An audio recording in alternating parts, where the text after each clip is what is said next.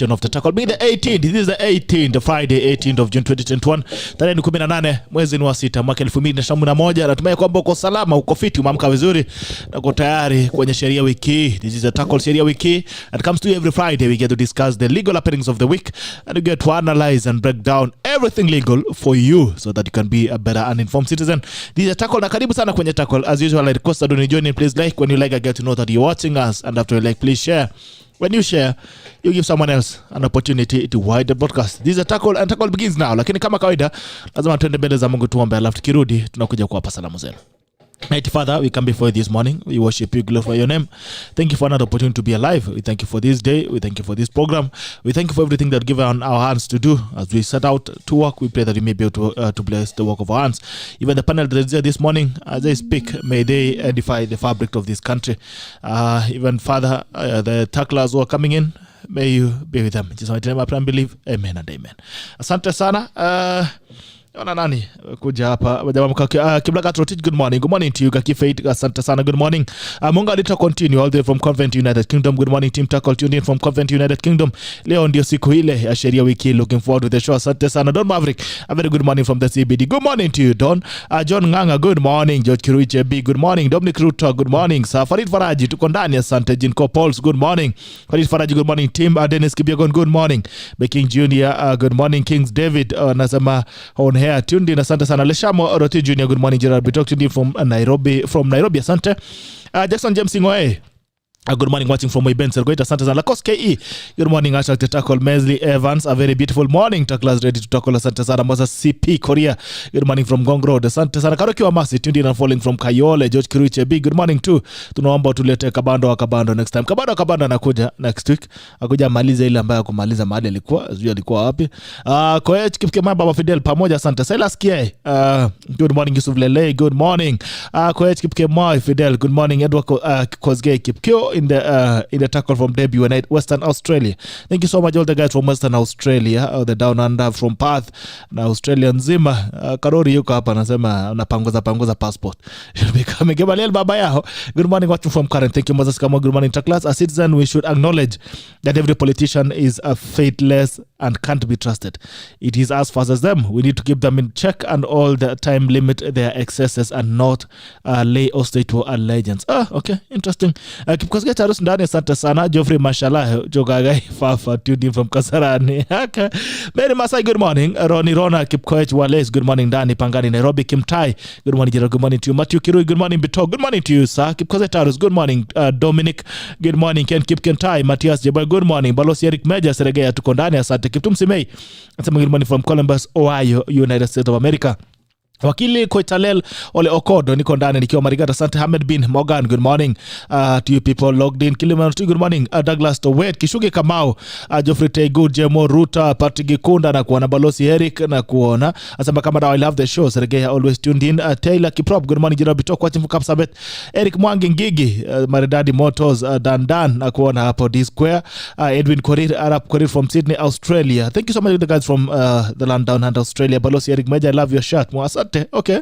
Kipkore was live from Kavonza Kitui, base yako ya kitambo. Good job at the Tackle bro, asante sana.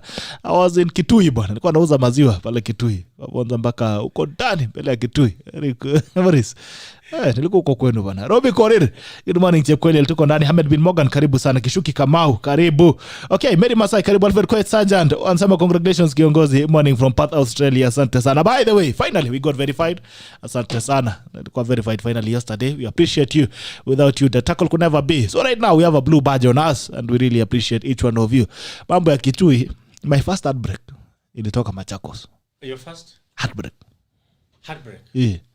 Oh, I didn't know that we were doing that well. I had no idea that we were doing that well in Kambani. Kama wanaogopa Wakamba. How are you, Boris? Very well. Good to see you. Karibu sana. This is your first time unatoka. You came in last time virtually though. Yeah, virtually. In Naivasha. I was in Naivasha that time. And I'm glad to be here. Karibu sana. Salimia wananchi, waambie unafanya nini, wapi na kwa nini. Thank you very much. Good morning, listeners and viewers. My name is Maurice Kimuli. I am an advocate of the High Court of Kenya. I work here in Nairobi. I also work in Kitui. And yes, that's me. That is Morris Kimoli. Karori, good morning. Long time. Very long time.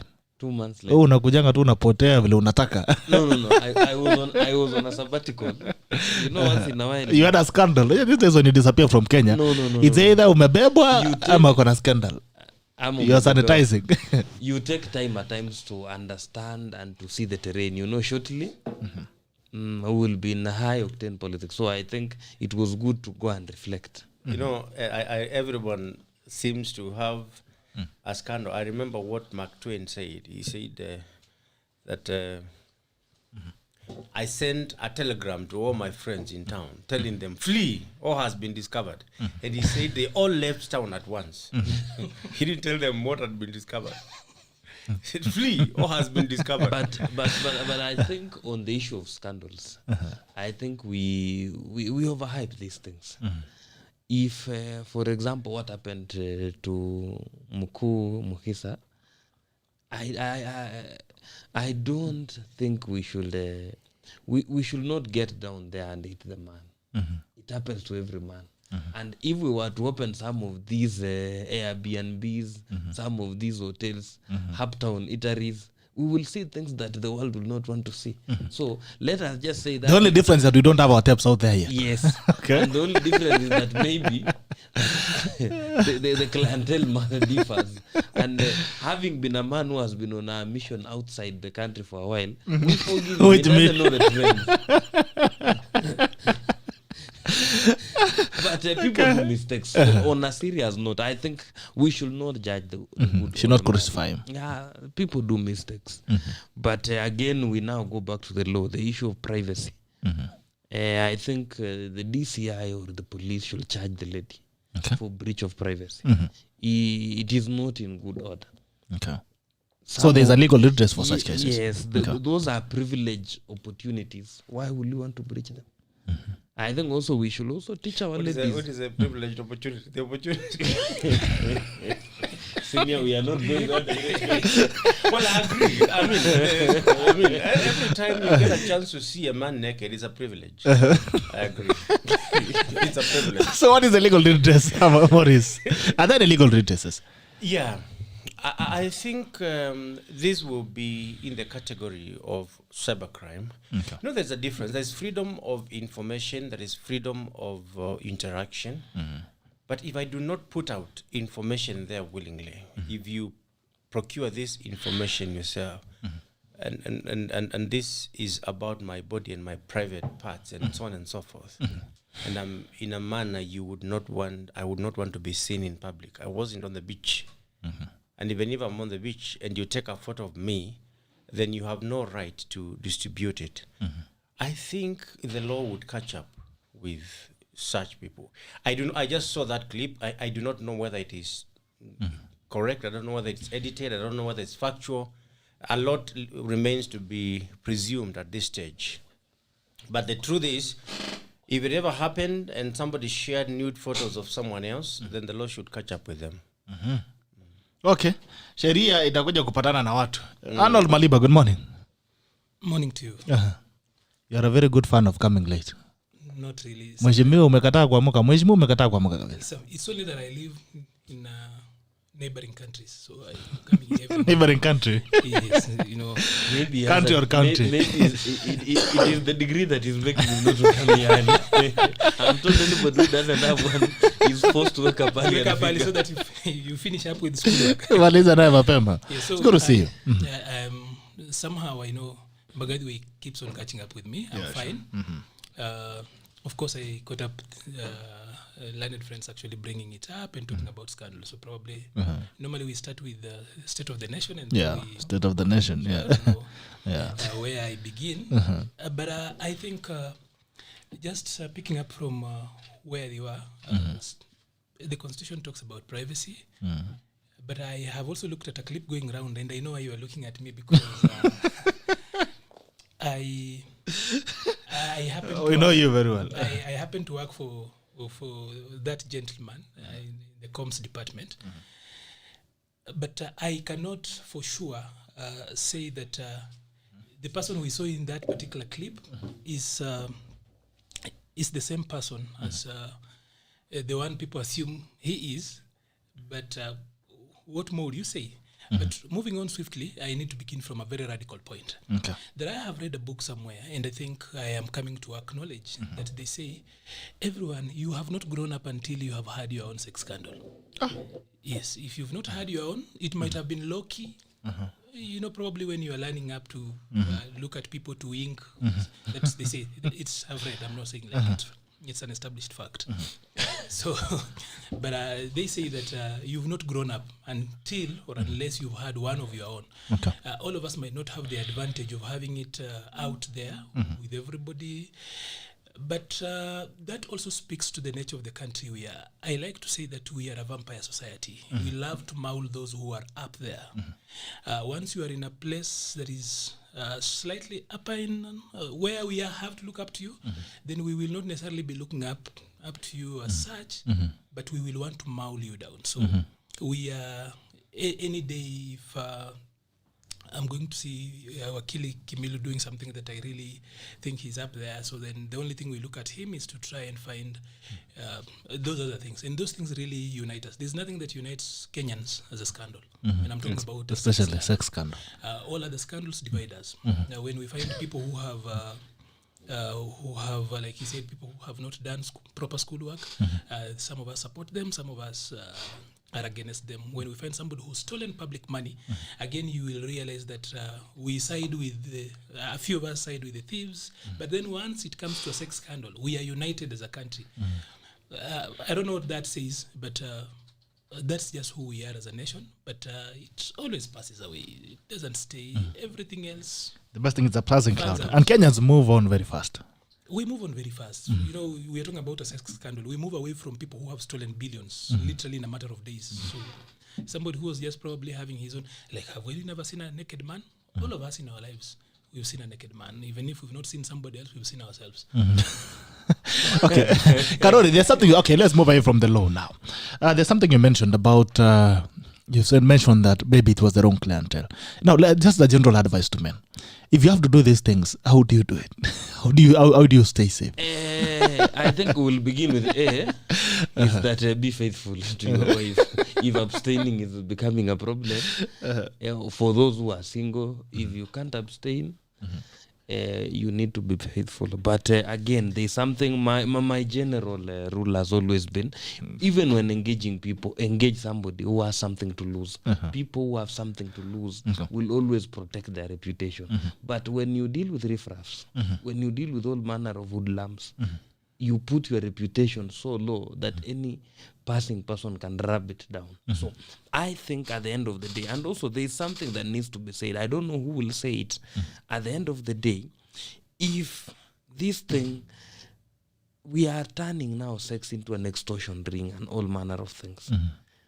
The other point we need to do is this. Why will we want, again, to use sex and other things for gender-based violence? Because there is an OB number in a police station somewhere in the coast that touches on gender-based violence. That should be investigated to its conclusive end. Because we don't want people who have power to misuse the power they have. No. I look up to Mukisa Kitui as an elder, as one of the Kenyans who have stood outside there. But when the issue of gender-based violence is brought out, it's something that all of us should stand aside and shun it. We should not mix the issue of the alleged video and the issue of gender-based violence. Those are two different issues. But at the end of the day, if you must do some of these things, do it with somebody who has something to lose. Always, rule of the thumb. Probably, I do not want to say this like, I'm speaking from a point of authority.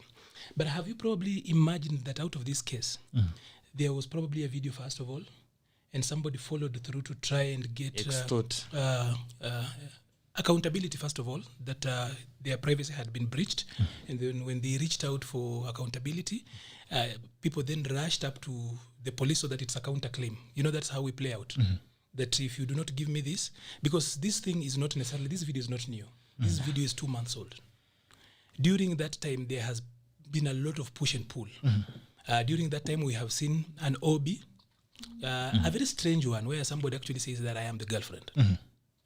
to a man who is publicly married and is known, a very respectable person. Evidently. Normally, that would be stereotypical, but normally people do not go out and write such an obi. Like, first of all, I am a girlfriend. You know, that kind of, it's quite a new one for me to see that somebody is actually going to go out and say that I am a girlfriend, and then we disagreed in the middle of the night for use of protection. A very strange obi in the way I actually, if you know, these guys are within the legal fraternity, so they know how human beings really think about that particular sector. You go out, put out a claim and say, I am a girlfriend, we disagreed because of protection, and then what are you claiming is that he kicked me out of the bed and I got an injury. But I also have got a feeling, or I also think I have heard elsewhere, that the video came first. Okay. And when somebody woke up from the sleep and realized that he was on tape and it was being used had a movie. in that particular time, it's not like it came outside. That's when there was a disagreement on what should be deleted and what's not supposed to be there, and kicking somebody out of the room. Okay. After that, that is when now a counterclaim is put in so that it balances. Okay. So the extortion bit of it is very, very real. Here we actually are probably involved in victim blaming. Yeah. If it were a woman, as a country, I can tell you, whose video is out there, we will actually have united. Of course, normally we actually are looking at what is exposed, God's creation. You know, like, it's good. Probably we don't see ourselves in the mirror, so we love to see ourselves in other people. So when people are without clothes, we really want to talk about that. But if it were a woman, there would be serious condemnation. But since it's a man out there, we are making fun and moving on out of that. That's how, as we normalize this, as we get around that, that's how we just give so many other people the idea that you can do these things and get away with them. So, and because you are in high places, him and I are in actually political spaces, and we know how somebody is going to manipulate you. You could actually have a small date with them. Everybody does, right? But just because he frequents other spaces or he didn't do something right, then somebody really wants to wave that against you. So men have actually continuously become victims, but because we still have got that patriarchal thinking, we think that men cannot be hurt, and that when you speak about men being victims, you actually are being a sissy or you're not man enough. You know, like already they are saying he's a man, he's only a man. As in, we want to normalize it. And you see, somebody is actually down there, is being picked, and how does he even recover? Okay. Because this is a man, we've not seen him in any other scandal before. Yeah. He's one you would struggle to see actually in a scandal.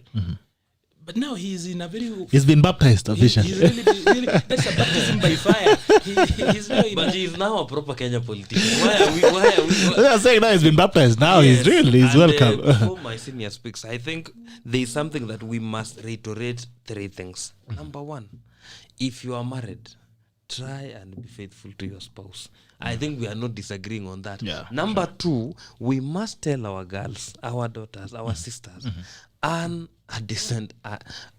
your decent wage. We have no problem with other businesses that are outside other bounds, but let people learn to earn clean wealth.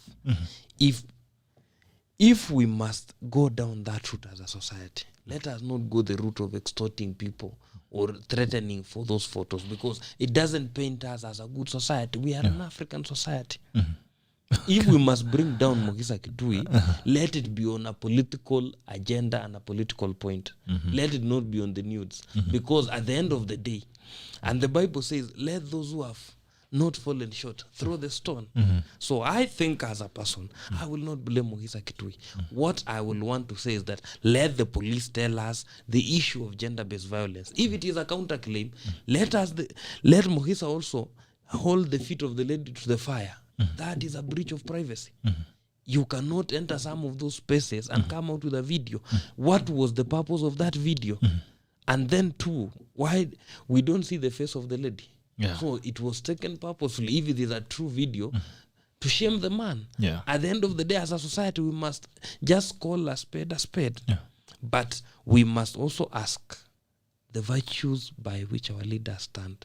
I'm not claiming a higher position or a higher pedestal, but I'm just saying we must walk the talk.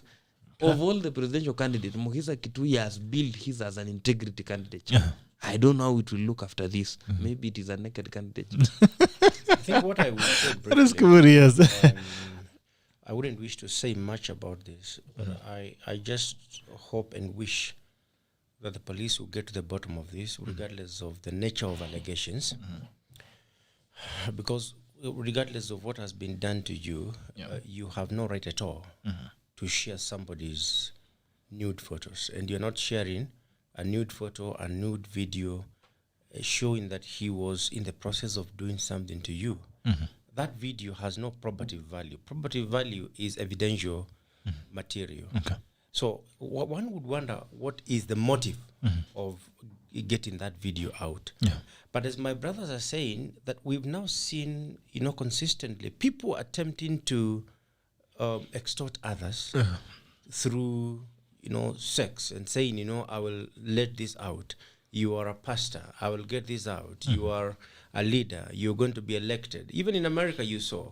You've done this. They say in 1972 you touched a woman on the buttocks and so on and so forth. And you saw what they did to Ronaldo, the big one. When he went and 3 men came to him pretending wearing like women. And he paid them. He wanted to have some good time, it was reported. And when they went into the room, he discovered there were 3 men. The apparatus were different. There were 3 men. And they said, now you have to pay us. And they quoted the amount. He didn't pay them, but the report is that he beat them into fine pub. It was strong. Beat them into fine pub. They also did the same to the American presidential security in America. They said, you've come here with the president, you've come to see prostitutes, we will finish you. So this has been going on for quite some time. And I think we need to bring it to an end using the law. And I just hope and pray that the law will take its course. Obviously, in Kenya, no politicians are brought down by sex scandals. I mean, it's Africans. Africans. We actually have some. I've just forgotten. No, Africans will not be brought down by sex scandals. If you are a good man, people understand that you may have indiscretions here and there. I don't think if we have a good man, you'll be voted out in Kenya. What you'll be voted in? Purely because you are caught on the wrong side of the bed. But because we are a parochial and a polygamous society, they say any Kenyan and any African by extension, even if they are not polygamous by action, they are polygamous by thought.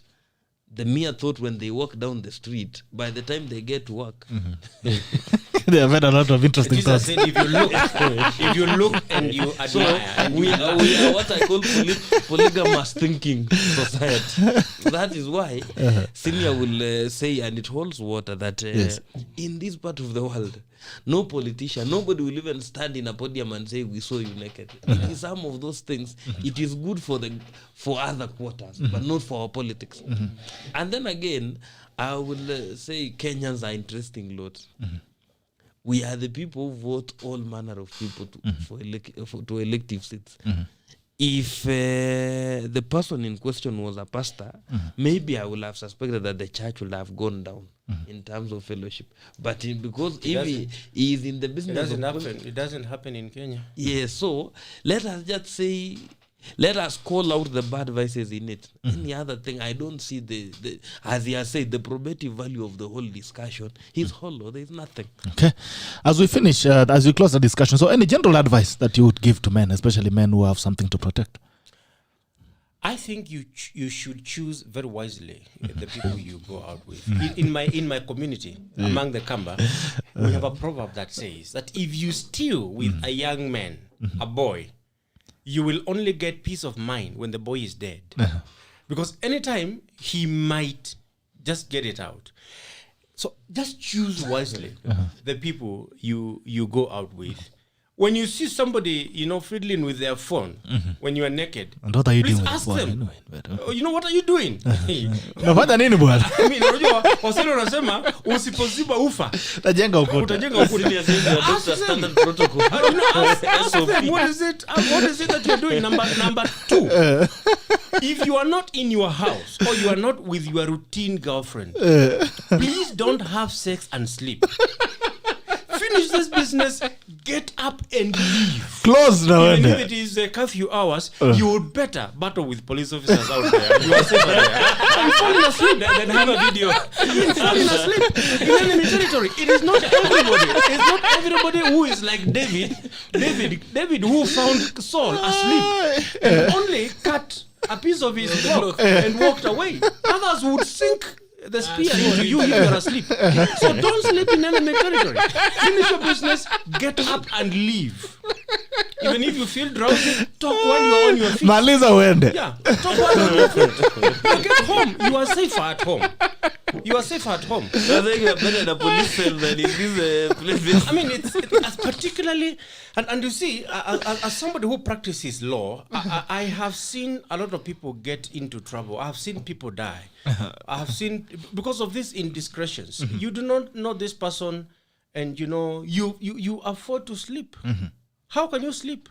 And generally, I am told, it has not happened to me, when men finish this business, the first incentive is to fall asleep. They say it scientifically. Yes. That doesn't happen to those who And it's opposite on the other side. It's opposite on the other side. They say it's opposite on the other side. Yes. A girl wants to talk. Yes. After that, they want to talk. They want to bond. They want to bond. Now that time, You want to talk about the state of the it's nation. like a lion that has eaten a dange. You want to sleep. So don't sleep in enemy territory. Hatari sana. That is advice from Masini. You better take it very seriously. Never sleep in an enemy territory. For me, looking at it, I don't know the advice or what, but I know every man who comes, by the time you get to your 30s like myself, you literally know where you can go and where you can't go. Yeah. The sex market dynamics are really not into our control. The problem with the African man is that he still assumes that he's in control of the sex market. He is not. Because, first of all, sex market value now is really determined by so many other things. Long time ago, just because you are a man, in and of itself meant that you are a constant within that particular market. Okay. It's not true. So today you also need to actually also check out. That is what I call cross-generational sex. Within the people of my age, there is always a joke, of course, when there is a boy talk, that anything that is below 26-year-old do not touch. Because those people probably are they're just former children. They'll show you things. They're just former children, and they are trying to catch up with some of these things. Same thing, it applies with people. We have also seen men do the same to women, by the way. Why are we forgetting for the older women who have tried to get around with smaller boys because they are virile and stuff like that? They've also tried to manipulate them. So, one, I think we should actually avoid as much cross-gender sex as possible. Okay. As in cross-age. Cross-generational sex as much as possible. Two, I think men, especially those men in power and people who have got ambitions, should despise sex. Okay. I think that's when they wanted more. The thing is that you need to despise it. When David is actually talking to Lemuel, of course I know money, power and sex. Those things are serious tapestry. When they intertwine. What will you tell God? I mean, assuming you avoid sex on earth. I'm saying you get to the gates of heaven. I mean, what will you say? What will you be apologizing for? What will you say? The thing is that no, I did not do this. If it's not legally, or rather if it's not sanctioned within the proper spaces and confines, we should learn to despise this sex. This is why I say, because somehow there is a market of people out here who think. We saw some young people threatening women MPs in Parliament. You remember some young boy, some young boy going around and saying he's done with so many and blah blah blah and so much around that.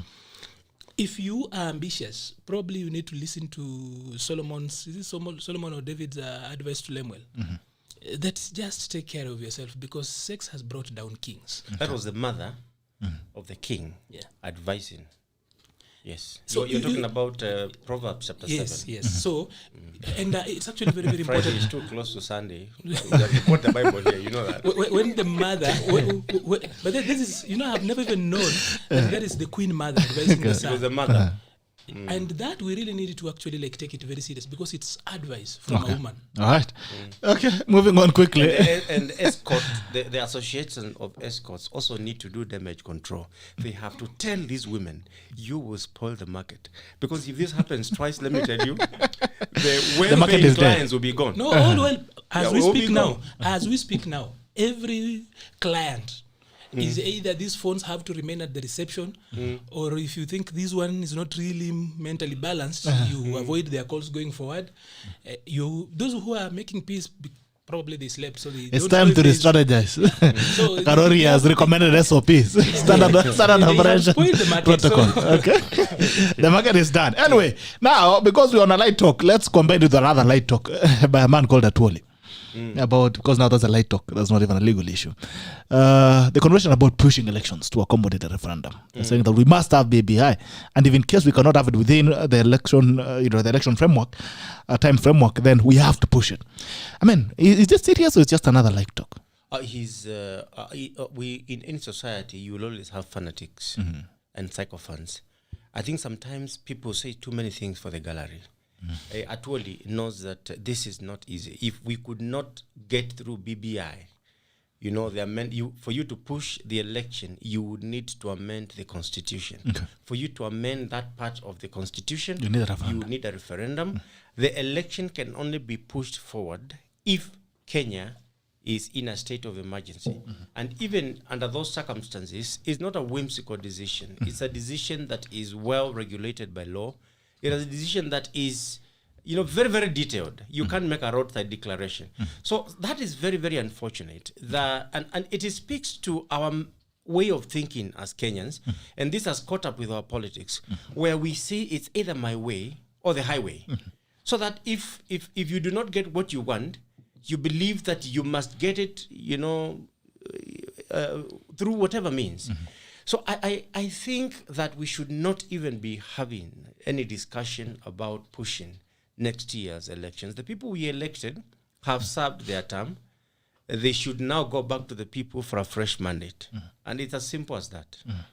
Okay, so there's nothing like pushing the elections.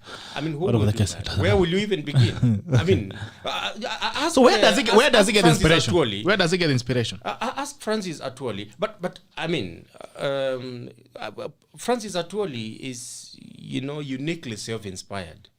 And you've seen it. A lot of things that he says are actually self-inspired. Very original. Yes, they are just unique about him. And it's not funny. Original content. Yeah, it's in his original element when he says that we should push this election. So that is not supported by law. You ask Atwoli today, where will you begin if you want to push forward the next general election? He will not tell you where he will begin. Yes, he has no idea what it takes to adjourn election. Karori, this is not the first time we're hearing about this conversation. Is it viable? Where is inspiration coming from? Gerald, I have always avoided talking about Atwoli for a good reason. Tremendously, at a personal level. But now that he has said something that is within public discourse, I think I'll begin from that little road in Kilelesho. For people to sit somewhere and decided to name a road that was named Dick to name it Atwoli Francis, it says a lot. ARNOLD MALIBA actually yesterday suggested it should now be named after our president. Anyway, Yes, now. It should be named after. our good president. So what we are saying is this. Yesterday's president. For Francis Atwoli, and I shudder every time I listen to Atwoli. Why? Not because of what he says here. We are used to him here and with his original ideas, as vague as they are. But I hope this is not what he says in ILO meetings, because people there might think this is the sum total of the intelligence of Kenyans, which is a bigger risk. Because if he goes to ILO meetings and says such things as the ones he says here, that will be a great regret to me and the 48 million Kenyans. But why do we think they elect him every other time? He's been there since many of you were young. But some of those seats are rotational. He's been there. He No. In Kenya, he has been in charge of Kotu. But even in ILO, he was re-elected last Tuesday. So, but going back to what he said, I think we also need to question some of the people who have spaces around President Uhuru Kenyatta and the quality of advice they deliver to the president. Because for Atuoli to come out and tell the world that we must have BBI, if BBI doesn't happen, it must happen or we postpone the elections. It tells you how the people around President Uhuru Kenyatta, the lyrical sycophants within the courtyard of the king, are so mesmerized and confused in other things. One, we have no such a provision as Senior is talking about it. There is no such a leeway in the law. Secondly, the other thing is this, and I think I'm communicating to the people who are fanatics of BBI. BBI is dead. They rather pursue other things. Wapande viazi waone ikimea. BBI is gone, kaput. If you are to between resuscitating BBI and doing a campaign on gender-based violence, we gain a lot by doing the GBV campaign. Their results, their output and the input can be measured. But when you go to BBI, you have to explain to us what you are talking about. Secondly, the other thing is this. When we discuss about BBI, Atuoli doesn't tell the ordinary Kenyans what they stand to benefit. The people he represents, the workers of this country, they suffer so much in terms of taxation and other problems. BBI is not one of them. So it is wrong and it is insensitive for that to come from Atuoli when fuel prices are at all-time high, when we have even now, when we are taxing each and everything. The poor workers that Atuoli represents do not have a safeguard on ARVs now. Those are the things he needs to be telling government. When most of the CBAs are not being honored because of the COVID economy, we saw the budget the other day. Atuoli should be addressing his constituents that on this budget, this and this is what we should get out. But again, maybe it is time court to have the degree discussion. You know, without a basic education requirement, we might lose so much. So maybe it's time they have that discussion also. As well in court. Okay. Maliba. First of all, I must say that I respect Atuoli for one thing, that he has been very consistent within the labor movement for a very long time. So many of us can actually not even keep on a job for 3 years. We really love to, especially we, the millennial generation, has always not really been very fixed in a place for about 5 years. He's been very consistent on that, and there is something you cannot take away from him: experience. You know, experience has no substitute. There's something he knows that we don't know. Yes, there's something he knows. And that is why a lot of us will ask that so many of us know how to make laws. We say the right things at the right time. We are packaged properly for politics. But some mad village actually beats you every time you go to elections. There's a reason why those guys beat you. They know something that you don't. Well, for the record, those who are mad are not allowed to. You know, when I talk about a mad villager, I'm talking about somebody whom, when you sit up, and I've been in these spaces, you know, I've been in these spaces where people think this one is the ideal member of parliament for this kind of constituency. But somebody out there who, quote unquote, is less than ideal always beats them. So there's the place of experience, and you can't take away that from Atuoli. He's been very consistent when it comes to labor matters.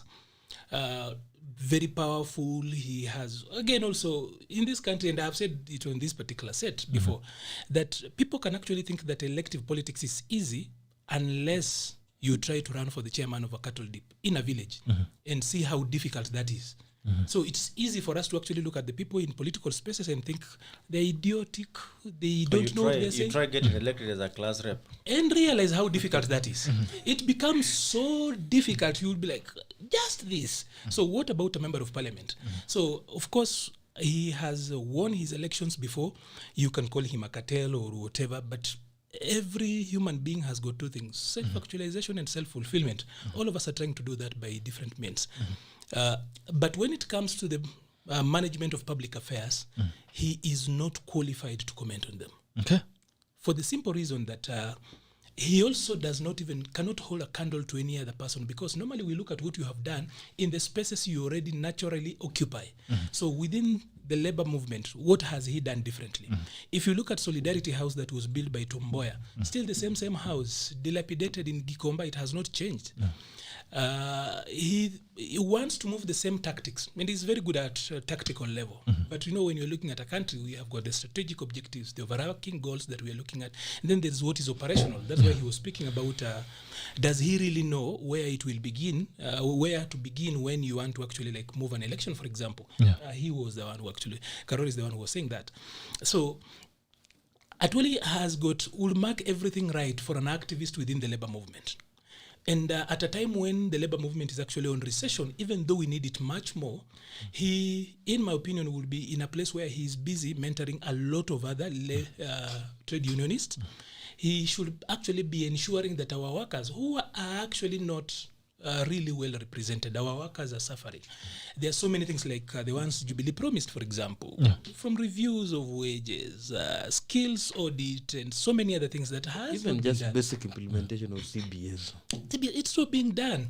In any case, he has actually ensured that the movement as left by Tomboya and the others has been decimated. So you find smaller trade unions actually fighting on their own. We no longer have got an umbrella that can actually be the army that does, the shock troop that fights for the workers. He's not doing that.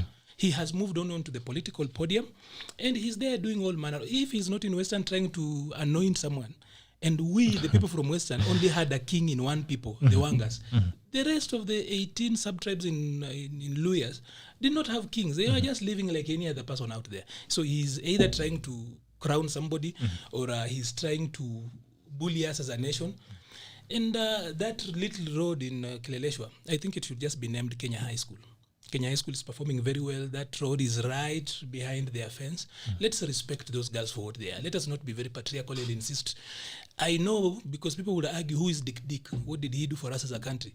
But then there I'm saying, if it's about merit, Dick is a let us restaurant, name though. it. Dick is an animal. That's why short people say that. But it's a restaurant. It's actually a restaurant. Attraction. We know, but then the thing would be, Atwoli has done some work. Dick is just an animal. He doesn't even live in Nairobi. Who is he? But It to is be in the fair, Nairobi Park. Have you seen it? I think to be fair, if you have, as my brother said, if you have persisted within the labor movement for so long, you have led workers, they have elected you over and over again. We see you in during national celebrations, on 1st of May.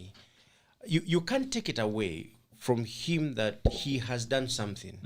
And I think this naming system of our roads is intended to recognize something that you have achieved. Because, if workers have trusted you for whatever reason or motive, regardless of what you do, he has done something. The question is the best way of appreciating what he has done, naming a road after him? And what other things have we ignored? If at all we were to recognize everything that has contributed positively to this country immensely, how many other things have we overlooked for us to settle on Atwoli? I do not understand why we had such a misplaced anchor, to the point of getting that signpost, burned down.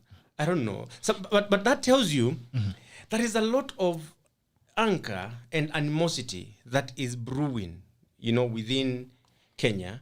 And sometimes, we find vent in many, many ways. Something small happens and Kenyans erupt.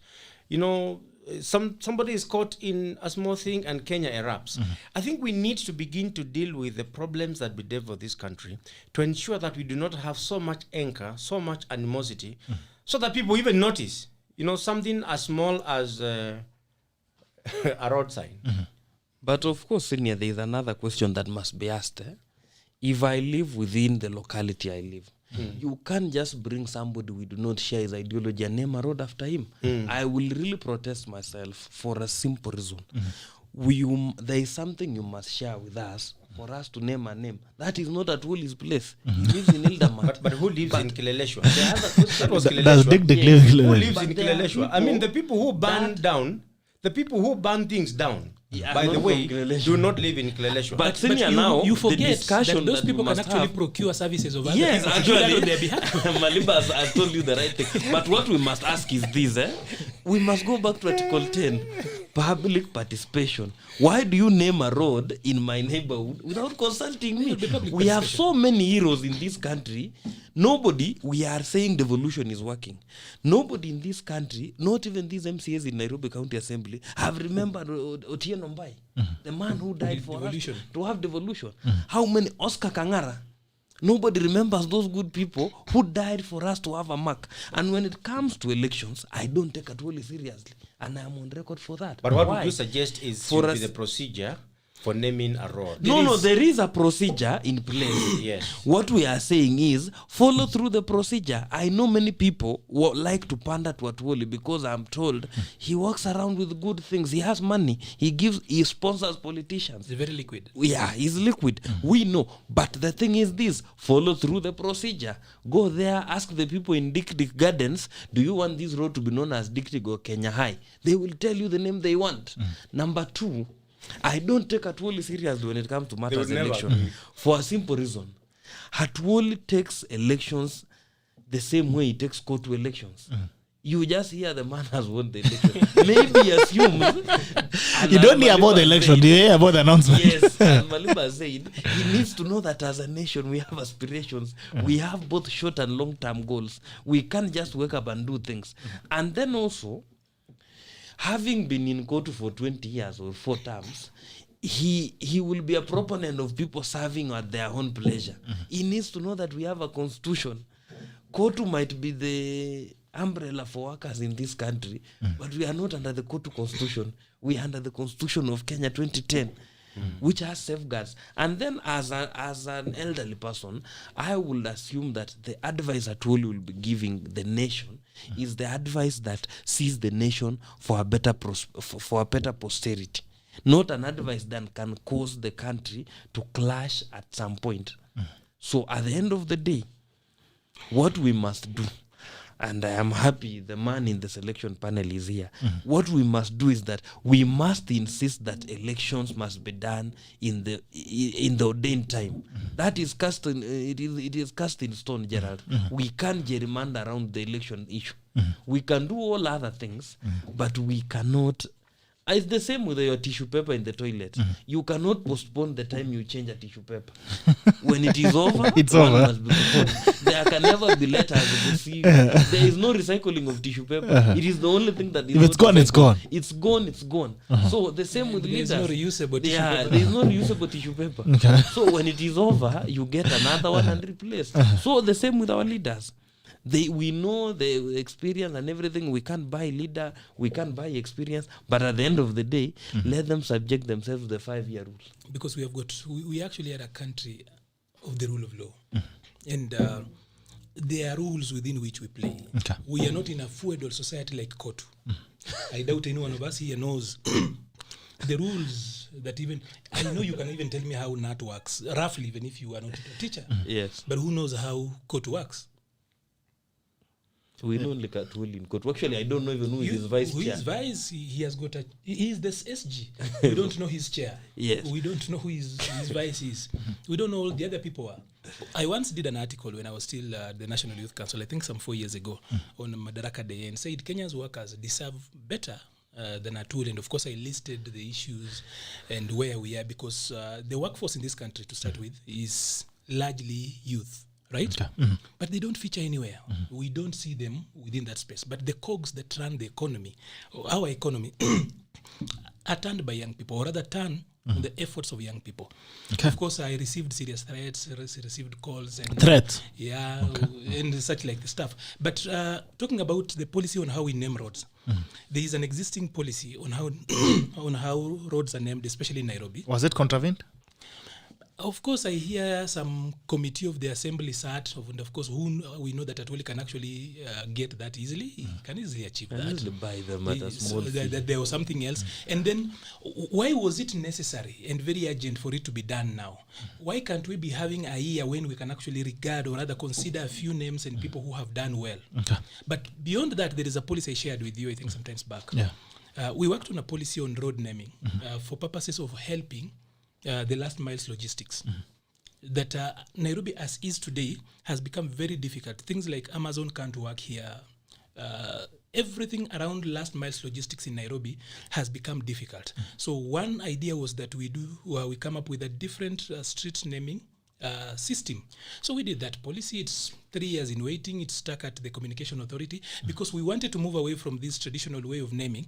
Because when we are 100 years, we will actually have had so many heroes. Yeah. Then where do you have Kenyatta Avenue? Where do you have Tomboya? Where do you have Moi and the others? So we came Where up do you with- have Karori? Then Karori probably is going to do something big next year, and then now we will want to name him. And all roads actually, land is finite. Yeah. As in infrastructure cannot be infinite. It's not there. We will not have everything to name. And we thought, why can't we just name our streets using numbers? So we did a policy, we did a demonstration, a complete one. It was tested, all the processes. It's stuck at the Communication Authority because some people feel that if we have to lift names from certain roads, then they will lose the prestige that comes with it. But it's closing out a gap for us, especially on business. The last mile logistics, that particular end of it has become difficult for us to move. Everyone who wants to set business here, you realize that I can't get to his house. And of course, Google Maps and the others are not as definite. Of course, the Americans give us this thing, not the exact one. And when we start a war with them, they ensure that we don't get Google Maps that are accurate. That's why every other person, the Chinese, the European Union, Russians, everybody's coming up with their own Maps. geolocating map. Because for the Americans, this is a military thing. They are just giving it out as a CSR. And they pull it back when necessary. Okay. That is why people who have practiced to shoot missiles for so long, when they are fighting against Americans, they miss because they are using GPS. So I am the designer. I just shift it. Mine becomes accurate, yours can't. Okay. Yeah. So we put up a policy. We need to push through and lift these names because it becomes cults, and these cults cannot even grow a nation. Okay. All right. Degree or no degree? Yesterday, Deputy President as well weighed in on the conversation and said that the law doesn't make sense, is unreasonable. I don't know what you think, Maurice Kimuli, and also what is the constitutional pathway on this? Is leadership, because also the constitution says people should not be discriminated. Can you legislate exclusion? You cannot. You cannot legislate exclusion, but there is positive discrimination, and discrimination that is intended to achieve the general good of the people. Kenya got her independence in 1963. We have had education since then. We have had free education, at primary level, secondary level. We have hundreds, if not thousands, of universities in this country. The things that our leaders do, this country is now governed by law.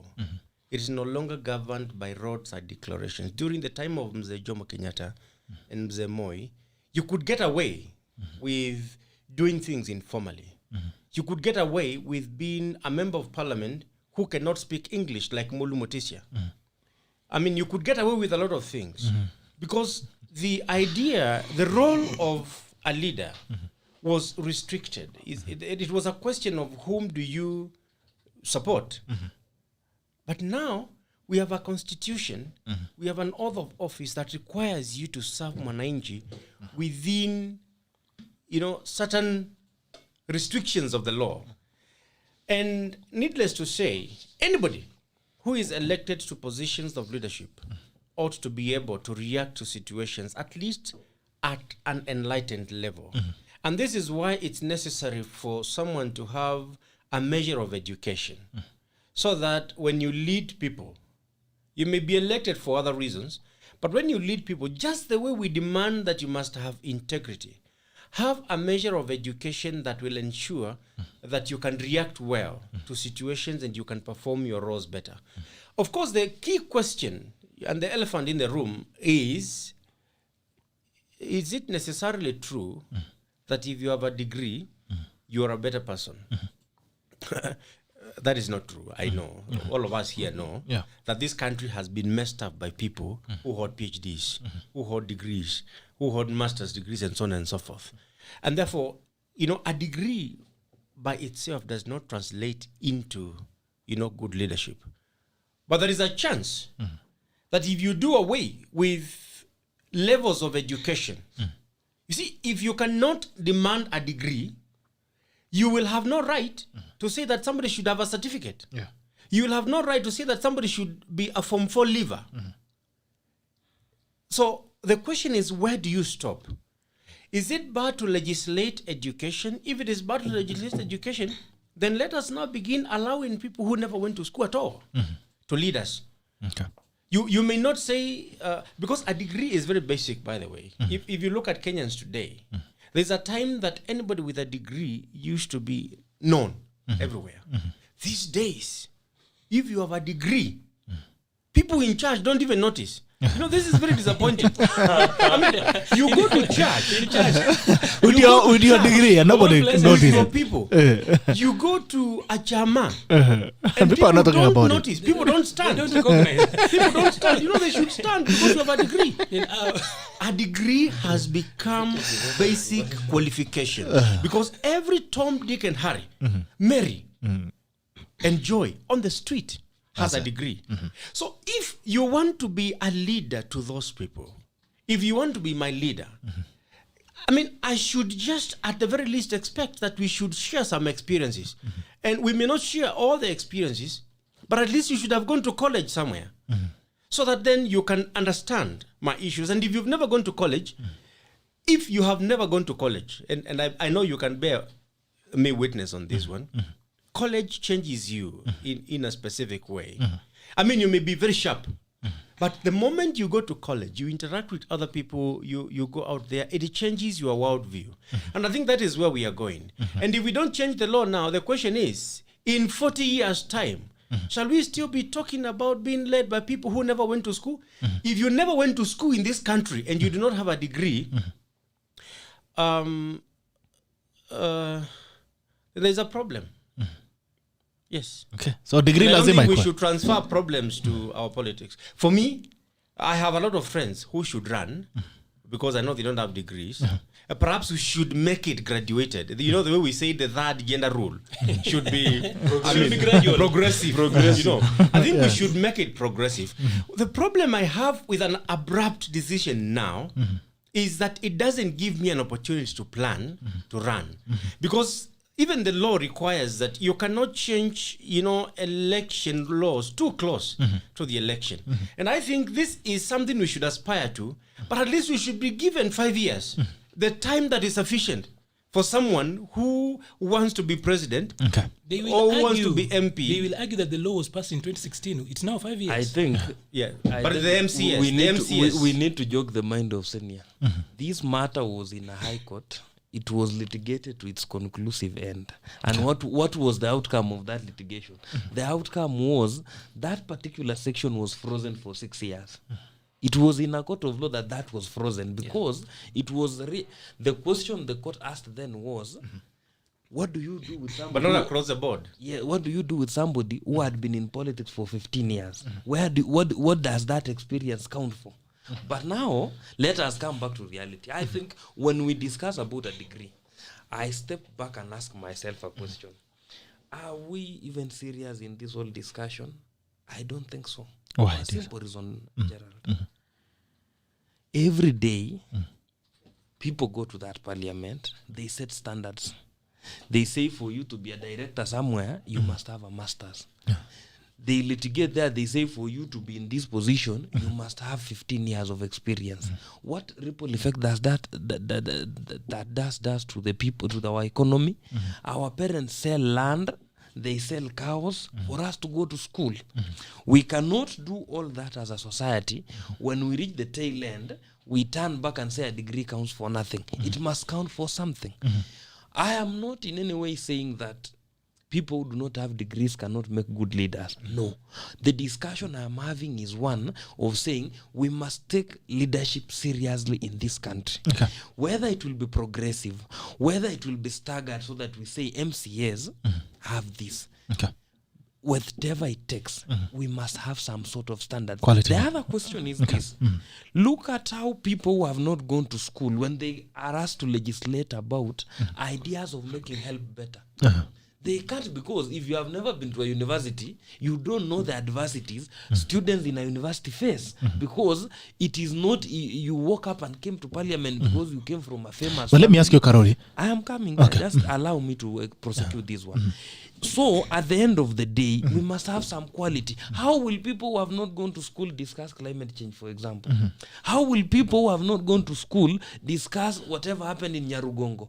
The issue of lava and those discussions about the issues about immunology and the issues of vaccine.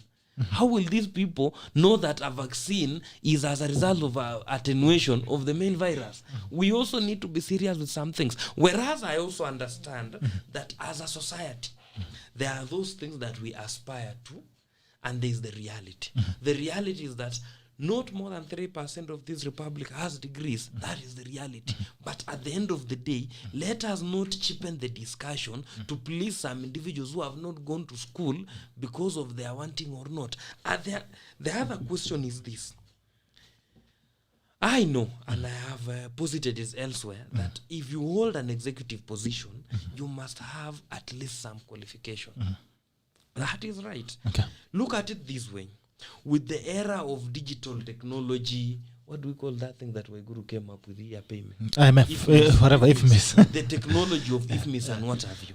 How do you expect an MCA who has not gone to school to oversight a governor who, for example, is making payments using IFMIS?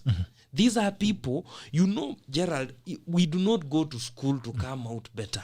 We go to school to learn change something. our perspectives. Okay. We go to school to connect issues so that I know if there are no trees in this place, I don't expect rain. Okay. You see? So if you have a leader who cannot connect, there are things in leadership that autochthonous knowledge cannot help. Okay. You need knowledge acquired elsewhere. The other question that we must also ask is this. Why are we allowing for you to be, for example, a chief? You need qualifications. Okay. For you to be a sub-chief currently, you need qualifications. For you to be a sub-county administrator, you need a degree. Okay.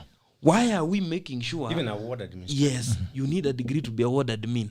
Why are we making sure that these things work? And then when it comes to politics, we say, no, wait a minute. Bring all manner of people to come here. No, as a society, we must also... And the other question maybe we need to ask ourselves, why is it so hard for SRC to give MPs a salary? It is because for all manner of fairness, Kimuli here has papers. How do you tomorrow rate Kimuli, who let's say works for Communication Authority? You want him to earn less than a member of parliament who, for some magic, he allowed 5 people to queue behind him, and he has no papers. And The science of getting people to queue behind you is a serious science and art. It's not a simple Do science. not despise it.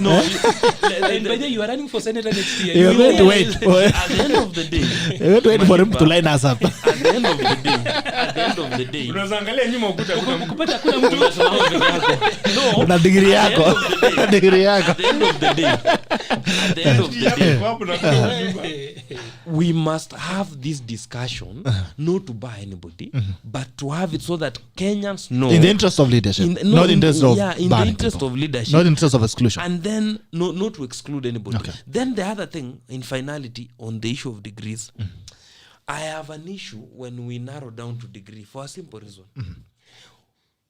We invest so much in building KMTCs in every place.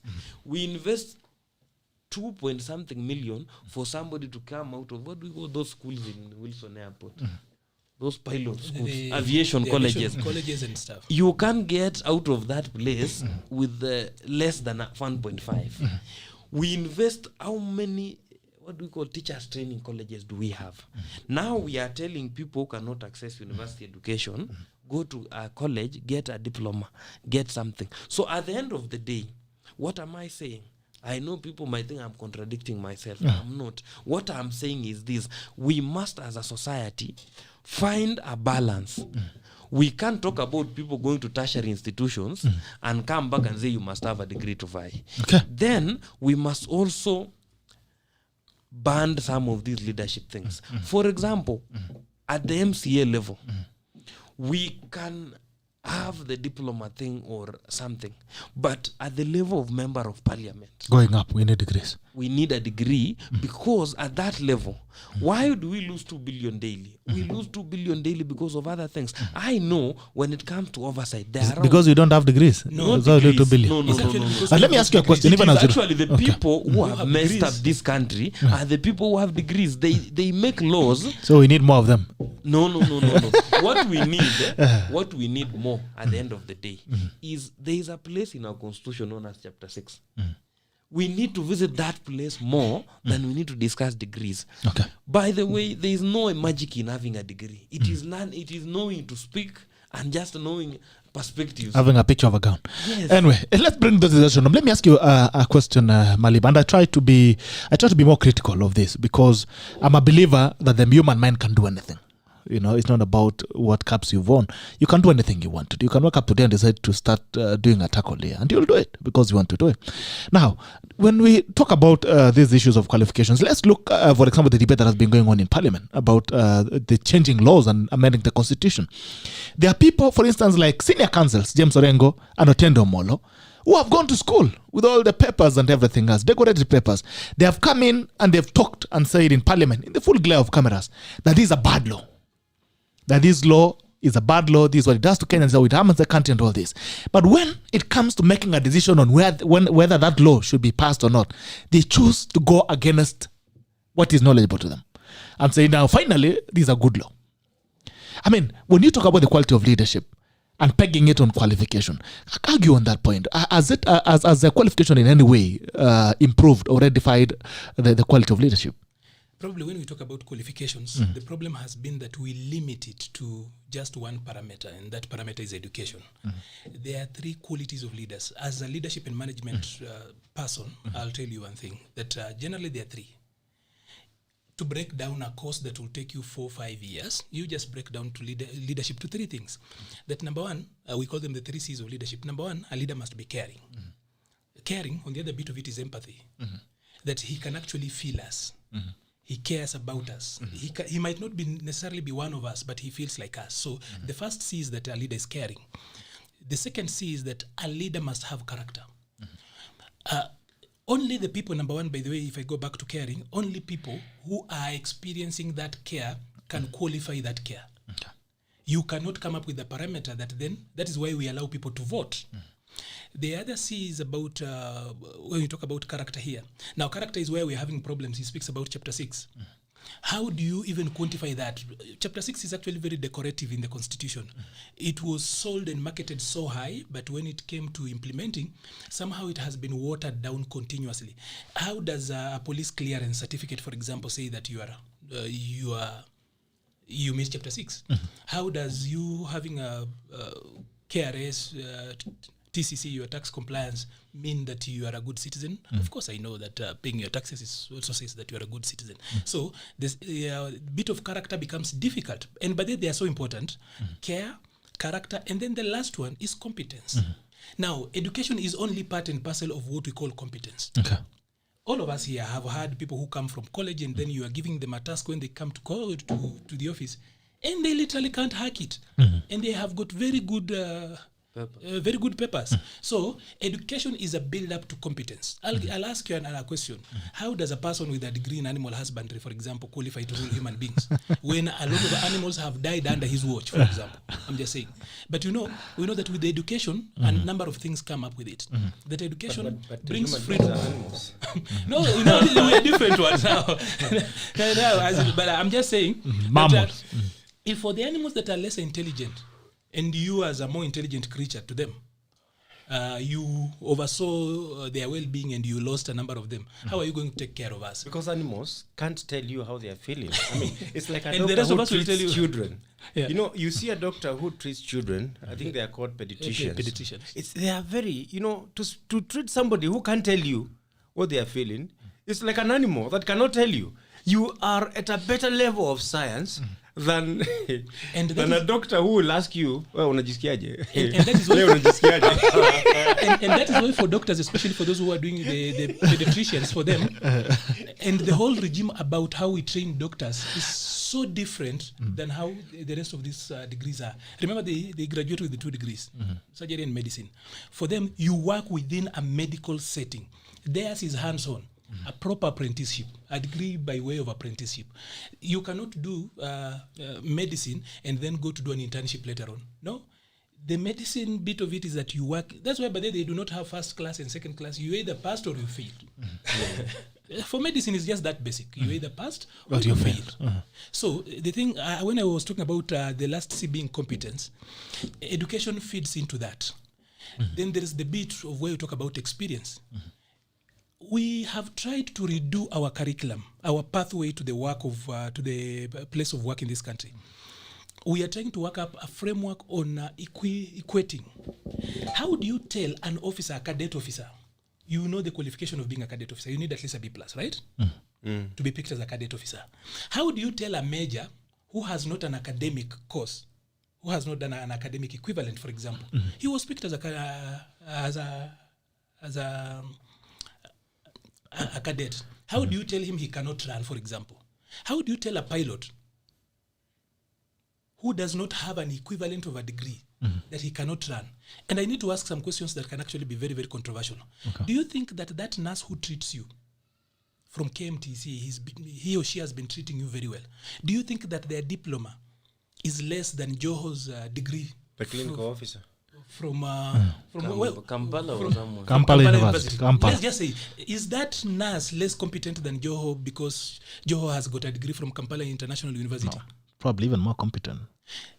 Now, the teacher who taught you, that head teacher from school with a P1, is he, for example, less competent than Sonko with his degree from Kemo?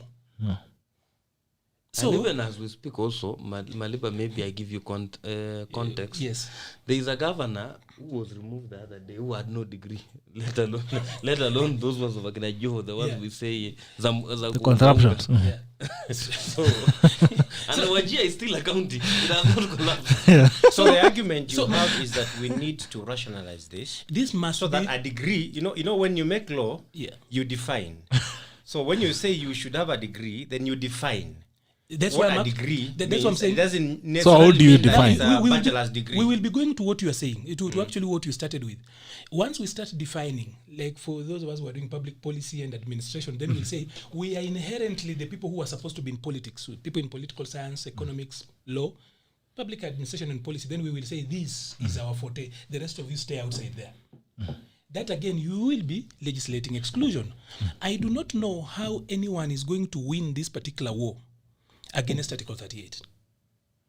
It becomes so difficult to win. Our Bill of Rights are so robust that some of these things, I know it's aspirational. Then I will then come back to what is actually real on the ground. Because policy must be... ground. Yeah, vitu vile ziko kwa ground. Policy must be involved, is informed by reality on what is on the ground. Because the 3 P's of policy have always been a problem, the politics around it, and the program to deal with it. Now, in 2016, we had only 495,000 degrees in Kenya. Less than 500,000. In this country, there is no university that has got an alumni community of more than 250,000. It's only Nairobi University that actually gets the University of Nairobi that gets closer to that. The rest of these guys are not even closer. Some of them have got a whole alumni community of less than 10,000. So, and we said in 2016 that in 5 years we will actually have doubled. So as we speak, if you work out, we have got between, and you know some of those degrees are held by the same person, like Karori here has got 2. So when you are counting degrees, you are counting plus the masters, and he has 2, he cannot distribute it to some, he cannot give it to somebody else. I'm on my way procuring a third one. And he's on his way procuring a third one. So when we count like... So you are carrying 3 people. So this, you cannot then say that... from the approximation from 2016, working with the data in 2016 and the number of graduates who've been churning out, including those who come from elsewhere, then you realize that we do not have more than 1.4 million degrees. We are not at a million yet. So that's what I'm saying, that the whole degrees we have should be at a maximum of 1.4 using projections from 2016. 1.4. But then you work backwards and realize that there is quite a number of human beings who have got more than 1. Then even if you are to work with 1.4, let's work with that. And I'm actually being very generous. If you work with 1.4 million people having degrees in this country, against a population, cast it against a population of 52 million people, you end up with 1.9% of the population being degree holders. Work again differently. Numbers again and say 52 million includes children. So cast that number against now just the voters. We work with about 25 million people who should be able to vote. Again, that is 3%. Okay. So when we limit the choice of leaders in that little group, it means that again, we are limiting choice. Okay. And the principle of choice does not then work and make sense in that particular instance where you are limiting that, okay, you people are free to choose the leadership you want. But within this. But then you can only choose within this. So we bastardize the principle of choice. But lastly, on the same thing, the argument has always been that the people, he is in a selection panel that is going to choose our commissioners. So we expect that the people who interview you at any particular time and give you a job should be at the same level with you academically, or rather in qualification. There are so many other aspects when you're talking about qualifications and competence. They should be at the same level with you or slightly higher than you. Okay. Right? More than 90% of the voters who are interviewing and looking at your qualities do not meet that threshold. Comradeship. And democracy is like milk. The best substance in milk comes on top, which is the cream. So, if tertiary education is not free and universal to everybody else, it becomes difficult to tell people that you had an opportunity to access it. It was accessible to you and you never got it. But when it still looks like it's, even as he says that you get to church and no one recognizes that you have got a degree, when in the days of old, everybody knew anyone who had gone to university. And there was a party for that. But let me ask you, is this a suggestion that, for example, when you go to our counties, you know, there are those technical things that people must do, and we always style the qualifications for those offices, you know, depending on, you know, what you have to do. Are we then saying that we should liberalize it? Because, you know, politics is just one aspect of leadership. Yes. Politics is just one aspect of serving the public. Now, we may have 1.4 million people with degrees. We have got 1.4 million degrees, not people. Yes. Yeah. Let's say there are even 1.4 with, you know. But this person is coming to parliament to make law. This person is doing something formal for the rest of Kenyans. Are you suggesting that we should not give, you know, qualifications credence at other areas? Forget politics now. Yeah. Forget politics. Yeah. Forget the office of an MCA. We may not have degrees, but I will not have that villager treat me at a hospital. Because for you to treat me, you need certain qualifications. It doesn't matter whether we are 52 million. That person who gets to the hospital to prick my butt must be trained. And that person will have a measure of training that the other people do not have. You cannot have everybody represent you in court. We are 18,000 advocates in this country. It is only us who can do that. I mean, it doesn't matter how many other people feel like, you know, I can, but it's only us. And we are qualified for this because we have. So why do we then slacken ourselves? If you can't have somebody from the village treating you, you can't have somebody from the village handling your case, you can't have somebody from the village, you know, working as an engineer. Why do we slacken ourselves? And this is a problem with our society, assuming that politics is a dump site for everyone, that everybody who wants to be in a position of leadership or wants to be recognized should then have a free pass into our arenas of making law, our county assembly, our parliament, the presidency, and so on and so forth. My argument is that these are areas that require people with certain skills. And just like we cannot have everybody everywhere else, we should also limit the kind of people we allow to go into our politics, because that is the problem with this country. I think you probably didn't get where I'm coming from. And my argument has not been that we do not look at qualifications. I still insist that there should be a competence base a base of CBC. competence. And the education, Okay. and there is a reason why, by the way, we actually even moved away from 844 and moved to competence-based. Terrible mistake. And then we went to CBET for training and moved to CBC for the basic education. This is my point. My point is that you do not get a chance to elect your doctor. I have never heard you saying that leo kuna election ya daktari, because and we conflate these issues when we equate them. We are asked to elect a representative. Is there a school of representation in this country? Is there a school of politics in this country? Is our system engineered in a way to ensure that anyone that falls into leadership along the way, whether he's a dictator by mistake like it used to be in the days of old for the Romans, that he will be chosen, we say, now, Kimilu, you're going to be the dictator for Romans for this particular 1 year because we are in a crisis and we need a dictator to kunyorosha vitu. There is no way you will actually say that you, with your legal thinking, are actually competent to become a member of parliament, because being a parliamentarian is not just about lawmaking only. That is just one aspect. There are a lot of things when you are looking at the but for the executive, everybody should have some level of competence. But why? Because it is the administration of state. 2, when it comes to legislature, it becomes different because number 1, your first JD is representation, and representation is this: just to say what I feel. Endorsement of the people who have entrusted. A messenger who looks like us, whom we like. That is why we are given the right, or rather the freedom to choose, so that we have got a right. This is a participatory political system. But do you know what Parliament does? Parliament makes laws. Parliament operates through committees. Committees are specialized. Yes. If you are in the legal committee, my friend, if you have no lawyers in Parliament, you will not have anything happening. Actually, if you are in the public accounts committee, it's not entirely. So can every member of parliament be in jail? Let me qualify my point. My point is this: that MCAs do not necessarily. I say that because I've worked in parliament. MPs do not necessarily even draft those bills. They have got researchers and competent people who work for them, and they're employed for that particular job. Moving away, my point was this: that we actually must balance the three C's I spoke about. Character. Is he caring? You can actually be the most qualified, but you don't care about us. Have you ever been employed by somebody who doesn't know what you do?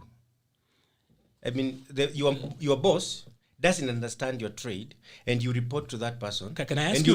You prepare your brief, you give to them, and you tell them, this thing that has been prepared for me. Ni kama wale wanacheza muziki wa kuchezewa na kinanda na ikikatika wananyamaza. Now let me just ask you. We know the president of this country is His Excellency Uhuru Kenyatta, right? Yes. He's the commander-in-chief of all the armed forces, right? Yes. Defense. Let's just say that he is the boss of these other guys. Has he been to any battlefield before? No. Does that guy even know how to march? You see him walking around and he waddles around like just a ball that is rolling. He doesn't know. So we need to close the discussion. Okay. So let me finish. Let me finish kindly. Karori, just allow me to finish. My point was that can we balance? First of all, can we as a society say that we want to move forward? And one way of moving forward is to ensure that we have got a glut of quality people who can become our leaders, so that whatever choice we do. There was a joke that if you throw a stone in town, inaangukia graduate, right? You know that.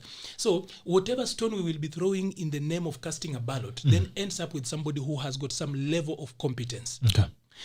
Today, and you have trained MCAs like myself and MPs. You have trained them. You go sit down with them. You have got a training on probably on how to report on policies, on how to work on things. And they tell you, make that thing as simple as possible. And the people who are telling you that are not necessarily stupid. They're actually schooled. Today, 90% of parliament, only 40 members of parliament do not have a degree. That is just about 10%. Because we are talking about out of 390, right? Yeah. Is parliament any different because 90% of them? Is it any different from the 90s? We have a problem because we have got 10% who are not schooled. 10. We're talking about 10%. County assemblies will be different. So, again, it's also not true that county assemblies, almost 40 to 50% of county assemblies have got graduates. We have got guys with PhDs in counties. I can point to you some because I've worked largely with county assemblies, training them on policy and stuff and that. So it's true we need a level of competence, but education cannot be conflated, and we cannot synonymize education with competence alone. There should be much more than that. Right. That is why for them they're doing something called the psychometric test. I am qualified. He has never been a commissioner of IBC, for example. But he's going to interview people who become commissioners. No. I think... Okay, let's close that discussion. Yes. We must, as we discuss all this, Yes. we must always... I know he's talking about Article 38. You must also visit Article 10 and have a visit at Article 99. We are not at Article 99. It doesn't talk about only education. Okay. You must not be undischarged, bankrupt. You must be of sound mind. All those things. Do we even know people of sound mind? We see people in parliament who do things. I will not mention some. I don't know if the degree also comes with a spirit that you have a sound mind. We have some people. I have enough worry to believe that they are not of sound mind, but they are in parliament. The debate that we should not lose is one that, for example, we might not say that for somebody to be a leader, he must have a degree, but we must have some certain standards. Some baseline. Whether it is a Form 4, whether it is a Class 8 certificate, we must have a baseline. Okay.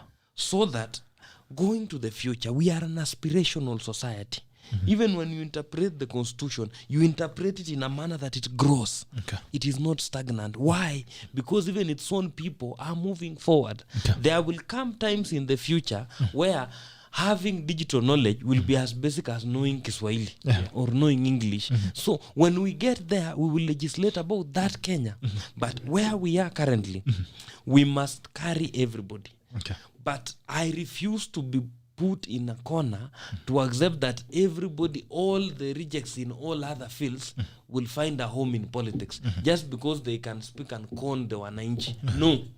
We must have some standards. We cannot give our tax says to people who do not understand themselves. Okay. We cannot compare the issue of education and a president marching. Those are the functions the president performs, which we call them, he performs them as head of state. Those are ceremonial functions. Okay. There is nothing, if he doesn't march, hautakosa ugali kwako. But if he doesn't ascend a bill in parliament, we will have a problem. But if he doesn't march in those Kasarane things. But there is a rule. So, if the president refuses to ascend, you can always raise the numbers. That's what I'm saying. They are what do you call them? They are executing. Yeah, they are self-executing, because if he doesn't do them, they will somehow happen. Something has to continue. So at the end of the day, we must ask the other question. We've been here. If he doesn't appoint judges. No, and he has a degree. we will say that despot. Yes. When you call him a despot, that doesn't make the judges appointed. At the end of the day, the issue of judges, we have no reverse gear. Okay. The next president will have to appoint them. So whether Uhuru likes it or he doesn't, they have set a bad president. Okay. But coming back to the discussion on degrees. Let's close that, yes. Yes, closing on it. We must make sure that at all times, our rights, obligation, and all things, they must balance. Okay. We must balance society. We can't use a quarter of our budget on education and turn around and say, we don't need education. Okay. The other question going to the future, Gerald, is one that as a society, the same way we want to take leaders is the same way we want to take our own society. Okay. The other point we must also have is this. Why, for example, will voters be inclined to vote in somebody who has no education? Is it, we go to the whole question that also the people with degrees have failed this country. We are not saying degrees are bad, but we are saying the people with knowledge, they have used the knowledge they have not to protect society, but to perpetuate themselves. All right. That is a discussion we must have. Okay. But at the end of the day, like for example myself, and I'm saying this very humbly, I have a degree, an LLM in oil and gas. I will not bandit on my people that I represent you because I have oil and gas. How many of them understand that? How many gas do you have in Turbo? Yes. How many Those are the oil wells do you have in yes. Turbo? Those are the discussions we So must maybe you have. need to go and study now maize and tea. I know you Animal now. husbandry, Animal husbandry he has and very wheat. no regard. I saw you've introduced coffee. No regard of that degree. But that is what has brought us this far. But at the end of the day, we must not unduly restrict voters from choices. Okay. That So, is my so now we send it to Turkana. There's some oil there. You can represent those people. Anyway, Kimoli. Kindly, let me Yes. just tell him one thing. Yeah. There is a sector That's I better. actually feel has failed us badly, and those are the guys within the animal husbandry world. And I'll tell you why. It is verifiable. It is proved. It's evidence-based that for every dollar you put in livestock, it comes back 4 to 6 times more. The maximum you put in crops, the most it can do is tripling. Okay. That is a sector that somehow we can actually mint gold. Right. Somehow, even the people who make policy, they know these things. We've sold to them repeatedly. You don't see a lot of money put into livestock development and such. Yet there is evidence that for every $1 you put into livestock, it comes back 4 to 6 times. But if you are planting, you can only triple it at best. At best. All right. Kimoli, we go to the courts. The president has insisted that he is not going to appoint the judges who are left out. And the courts also have barred the publication of Adosha that were released by the presidency. What do you make of this? The president has insisted, I'm not going to appoint these guys. Is it in his place? And two, the judges have been saying, give us the information you're saying you have against us. But now they don't want it published. It is nothing new. Okay. It's nothing new for our president to disobey court orders. It's nothing new for our president to refuse to appoint judges. He's been on it for close to 3 years now. Okay. He appointed some of them, and I think the partial appointment was intended to punish and to send a message for the future that if you are either with us or against us. But when the reason why what the president is doing does not hold water, and this is the reason why the court is right also to say that you cannot, GAC cannot receive that dossier, is because there was a time for doing that. During the recruitment, these people were publicly interviewed, and everyone was required to submit information, including the National Intelligence Service. And that time passed, and these people were recommended. So when you turn back now and you say that people who are serving as judges have a blot, and you want them not to be elevated, and you didn't raise it at the right time. This is the argument that we have. We have a Judicial Service Commission that is independent. We have an executive that is separate from the judiciary, although independent in terms of constitutionalism. But I think the president is then wading too much into the province of the judiciary when he chooses to macromanage the appointments. And the courts have spoken, the courts have said that the president does not have any power beyond appointing those who have been submitted to him. He has ignored. And the president is a layman in law. He knows a lot of things, but he's a layman in law. But he has an advisor. That advisor is called the Attorney General of the Republic of Kenya, Kihara Kariuki. Kihara Kariuki was a judge of appeal. He's grown up through the system. He was in charge of law school where we train lawyers. At the time I was admitted, he's actually the one who signed my papers. It is very disappointing to see some of these things happen when we have a substantive Attorney General. The president needs to be advised, and the Attorney General ought to have told us that I have advised the president, and the president has not acceded to my advice. But what has happened is this. Every time these matters come to court, every time there is an argument whether the president should appoint all the judges, Kihara Kariuki says no. There is no requirement. Every time there is an argument whether the president can publish, whether you can say these things without disclosing, Kariuki, the AG, says you can do that. And therefore, that is where the problem lies. We have too many cheerleaders. Too many people who bite like a rat. You know the way those people who grew up in Nairobi do not know. How does a rat do not know how a rat bites. How does it bite? It first blows, you know the spot. So it blows and bites, so that by the time you realize that it's eating you up, it has already been eaten. Yeah. You know, when something bites you, you know, one of the ways of palliating, you know, a bite is blowing. So a rat does that. You know, it blows and then bites, blows and bites. So we have people working with the president who cannot tell him that, you know, the king is naked. We have called Raila Odinga. A weekly, you know, a weak suggestion. You know, Raila Odinga suggested the other day that those other judges should be appointed. The Raila Odinga we know speaks firmly, assertively. He doesn't make suggestions. Now Raila Odinga is in government, and I'm very worried about 2022, by the way, because of this question. Raila Odinga cannot come out and tell the president, you know, the king is naked.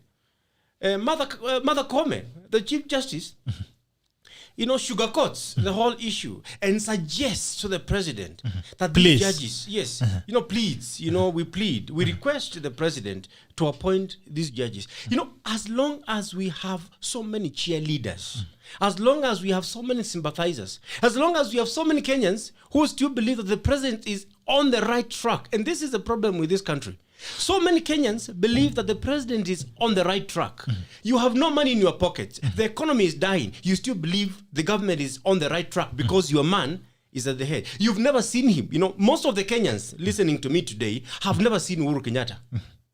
I mean, I walk around a lot of times. I think I have only seen Uhuru Kenyatta once in my life. I think I have only seen Raila Odinga twice in my life. With all you're walking around. I mean, you may believe that you know Uhuru Kenyatta, you may believe that you've seen Raila Odinga, but you've seen him on TV. Ask Kenyans, how many of you have seen Uhuru Kenyatta, you know, physically? You'll be shocked that he's not even the 1.4 million my brother was talking about. Millions of Kenyans have not seen their leaders. So, you know, you've not seen this person, but you support them blindly. Just because they come from your area. There are no benefits coming your way. The economy is dying. The budget is in a shambles. The education system is collapsing. Now everybody is fighting to go to our public secondary schools. Primary school education has collapsed. Our children go to private institutions because we have, you know, overseen a system that has ensured that our public primary schools, where most of us, you know, you young people went to, you know, private schools, we went to public schools, and public schools then were the in thing. No one is talking about this now, that for you to have a good education for your child, you may need to take them to a private school. It was never like that. It never used to be like that. So we are overseeing a destruction of our country. We are cheering, we are following blindly, we are clapping. Yeah. All right, Karori, on the same issue. I think as a light one is to tell Kenyans there is a body known as Kenya National Qualifications Authority. It runs a portal. If you want to know whether somebody has fake papers or you know people who have fake papers, you report them. So that if you think inaitwa cheti mwitu. They run such a campaign. Now back to your question. What if it is the one that you purchased? There's no difference. Anyway, it could not be fake, but at least I have it. Purchasing a degree is a crime. So how do you know it was? Does it written this one was bought? Shortly we will know. 2022 is 58 weeks from today. To your question. Yes. You have not asked me. So the president has insisted is not going to appoint the judges that he left out. The courts have barred him, the publication of the dossier that I've been asking for. I think on the issue of Uhuru Kenyatta appointing the remaining 6 judges, I think we have beaten the thing to dead. It is tumepiga imekufa, but we cannot sare. It is what the only thing we have is the law. We cannot despair in asking anybody to enforce the law.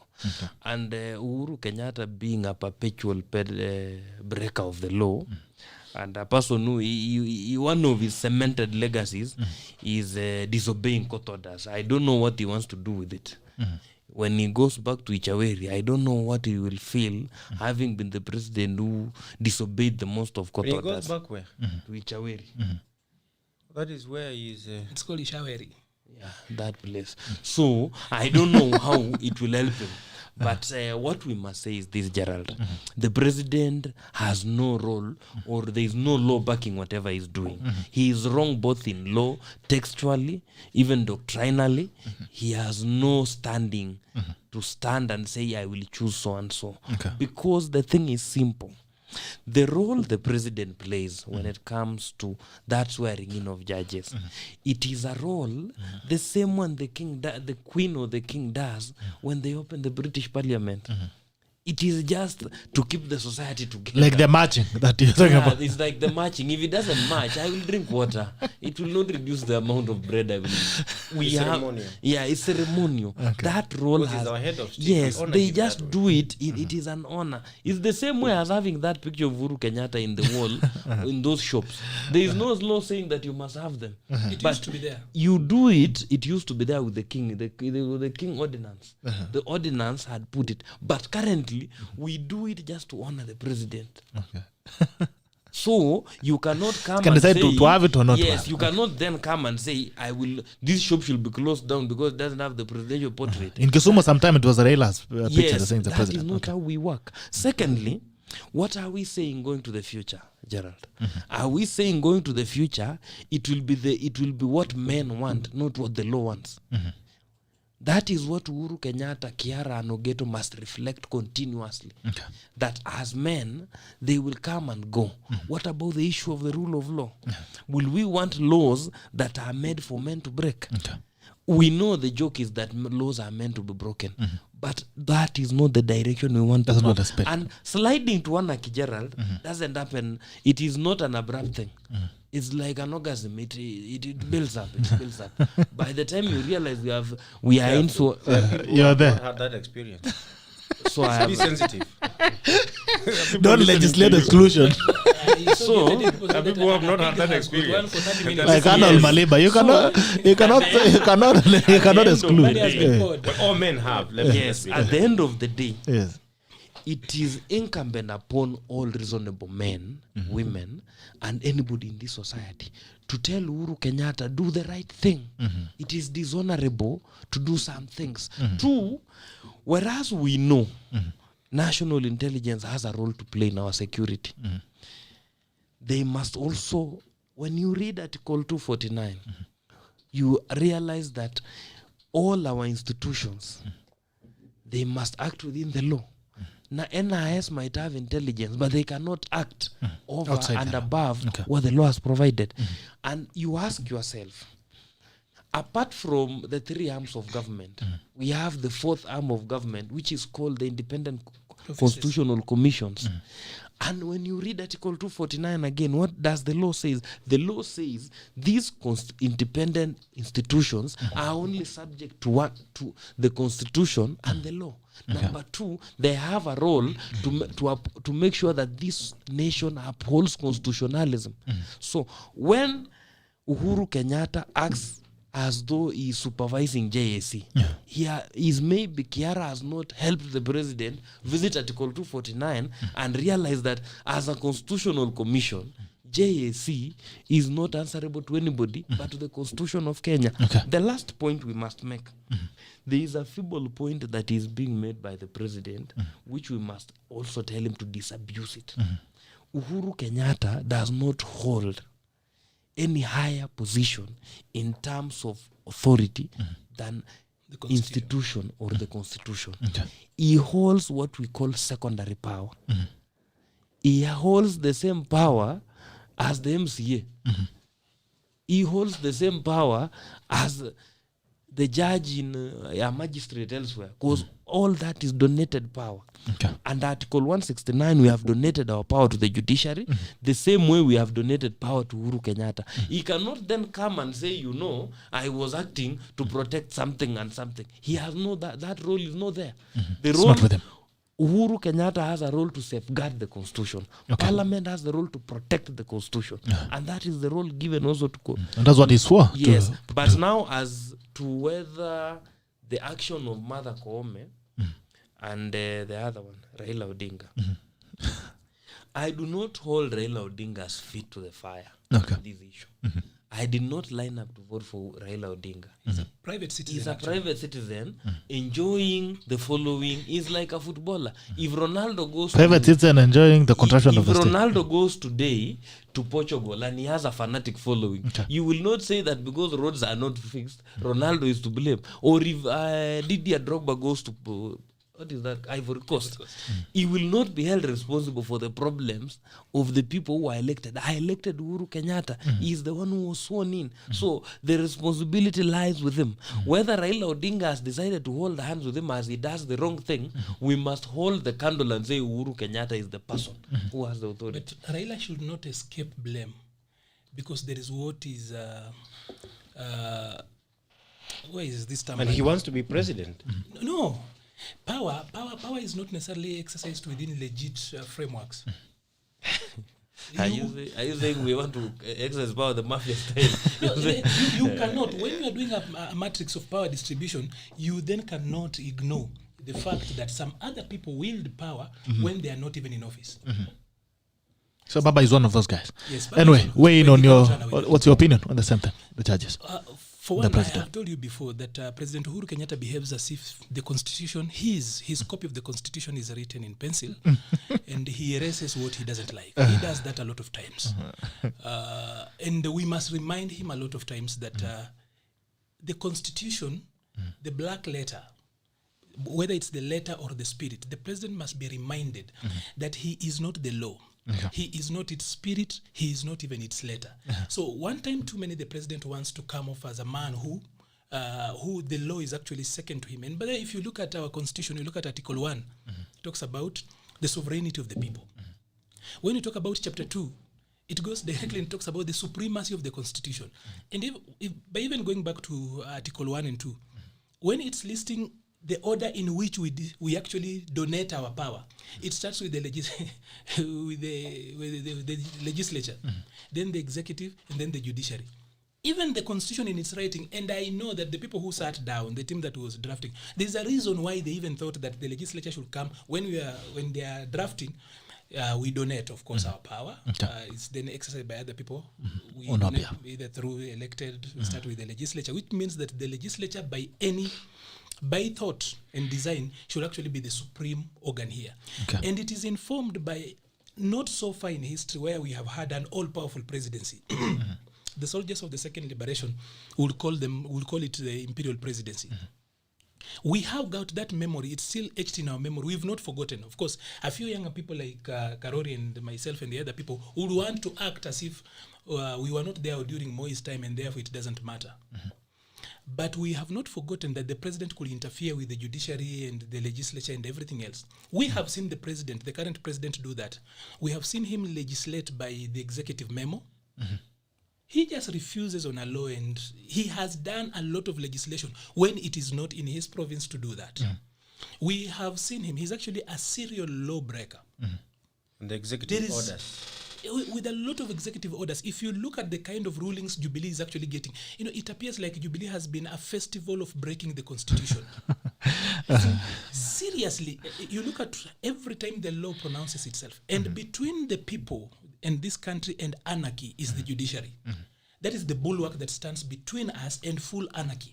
Okay. When the president does not respect court orders, who tells you that the next time I've got a conflict with you and then the court makes an order, I should actually follow that? Yeah. He's sowing seeds of anarchy. Okay. And the only bulwark between us, The border between us and full anarchy is the judiciary. The last line of defense. That's the last line of defense. Okay. So we are at a place where when you see him he's assailing the judiciary, because for him, like I've told you earlier on, is that looks like his copy of the constitution is written in pencil. So when he does not like anything, where there is do not and he wants to do it, he just erases the do.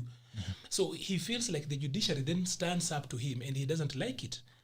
The president, like any other head of state, has got he has got so much at his disposal, a lot of resources, including people who should be advising him, like the AG. But I have got a strong feeling that the president advises his advisors. They don't advise him. Because the way he makes actually decisions, you really want to ask whether this was actually done by a layman like he is, or he has got competent men advising him. The president, in my opinion, advises his advisors. Okay. And every man and leader and ruler who does that is actually destined either to crush a nation or to crush himself. In this particular instance, this man is hell-bent. He wants to crush with us, but I do not think that the judiciary should be allowed. Okay. So, what is so difficult with him following the process? And I have seen him even try, like we the people have got the right to choose our leaders. When he doesn't like your governor, he can actually replace them. Okay. You know, the nonsense we have had in Nairobi, even if the people in Nairobi chose a scarecrow to become their governor. It's their governor. It is their governor. That is their right. They chose it. So you cannot just the way we chose the president. Just the way we chose him, by the way. And he shouldn't actually think like he's we are living with the consequences. You know, we are completing the journey. He is not God given to us. He is a product of our choice. So he cannot then act as if he is Senate is quiet. He is God given to us. And therefore everything else we make choices, it's like we are children. And therefore he has to guide our hand and tell us this one was a wrong choice. We are therefore doing away with you. So those court orders, threats and politicizing instruments of violence that essentially should be a monopoly of the state, of course, but not a monopoly of the president. Article 160 and Article 249 are simply there. Those independence clauses are simply in the Constitution to ensure that we do not have him running roughshod on everything else. All right. There's a reason why we have that. Okay. And by the way, I am actually sorry to say this. He is the reason why we have got a rise in what we call what I call as career commissioners. Some of them have actually been commissioners 4 times.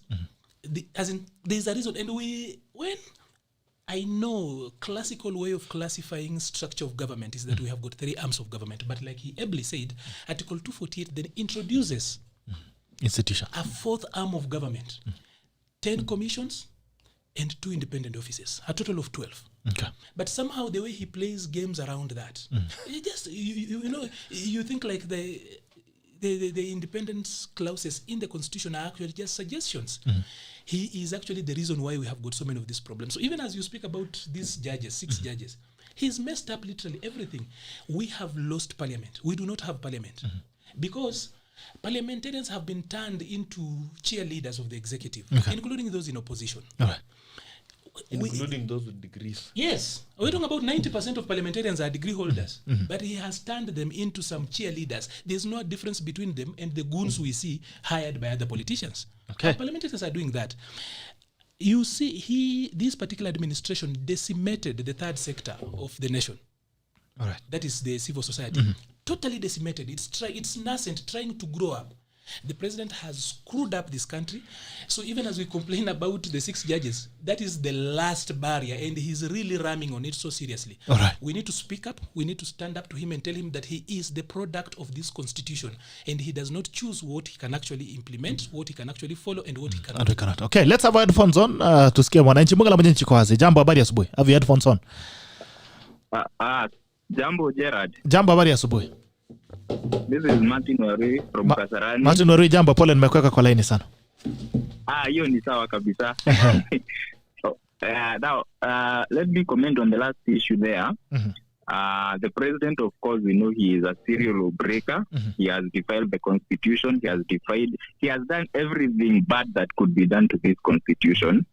And he appears to be unrelenting in continuing on that, perilous route. But he must also be reminded that Kenyans are also unrelenting in making sure that, and are going to be unrelenting in making sure that we defend this constitution. So he can continue with this as long as he wants, yeah? Now, on the issue of degrees, yeah? like I see, the law is the law. The law is there. Its implementation was deferred for 6 years. It's now time to implement the law. Unless there are changes, like Senator Murkomen wants to bring changes to that law, the law remains. In 2022, people must have qualifications and degrees. Of course, we can have a debate and a conversation about whether it's right or wrong, whether you are. We cannot open that door for every Tom, Dick, and Harry, you know? So that question is settled. Let me talk about Atwoli.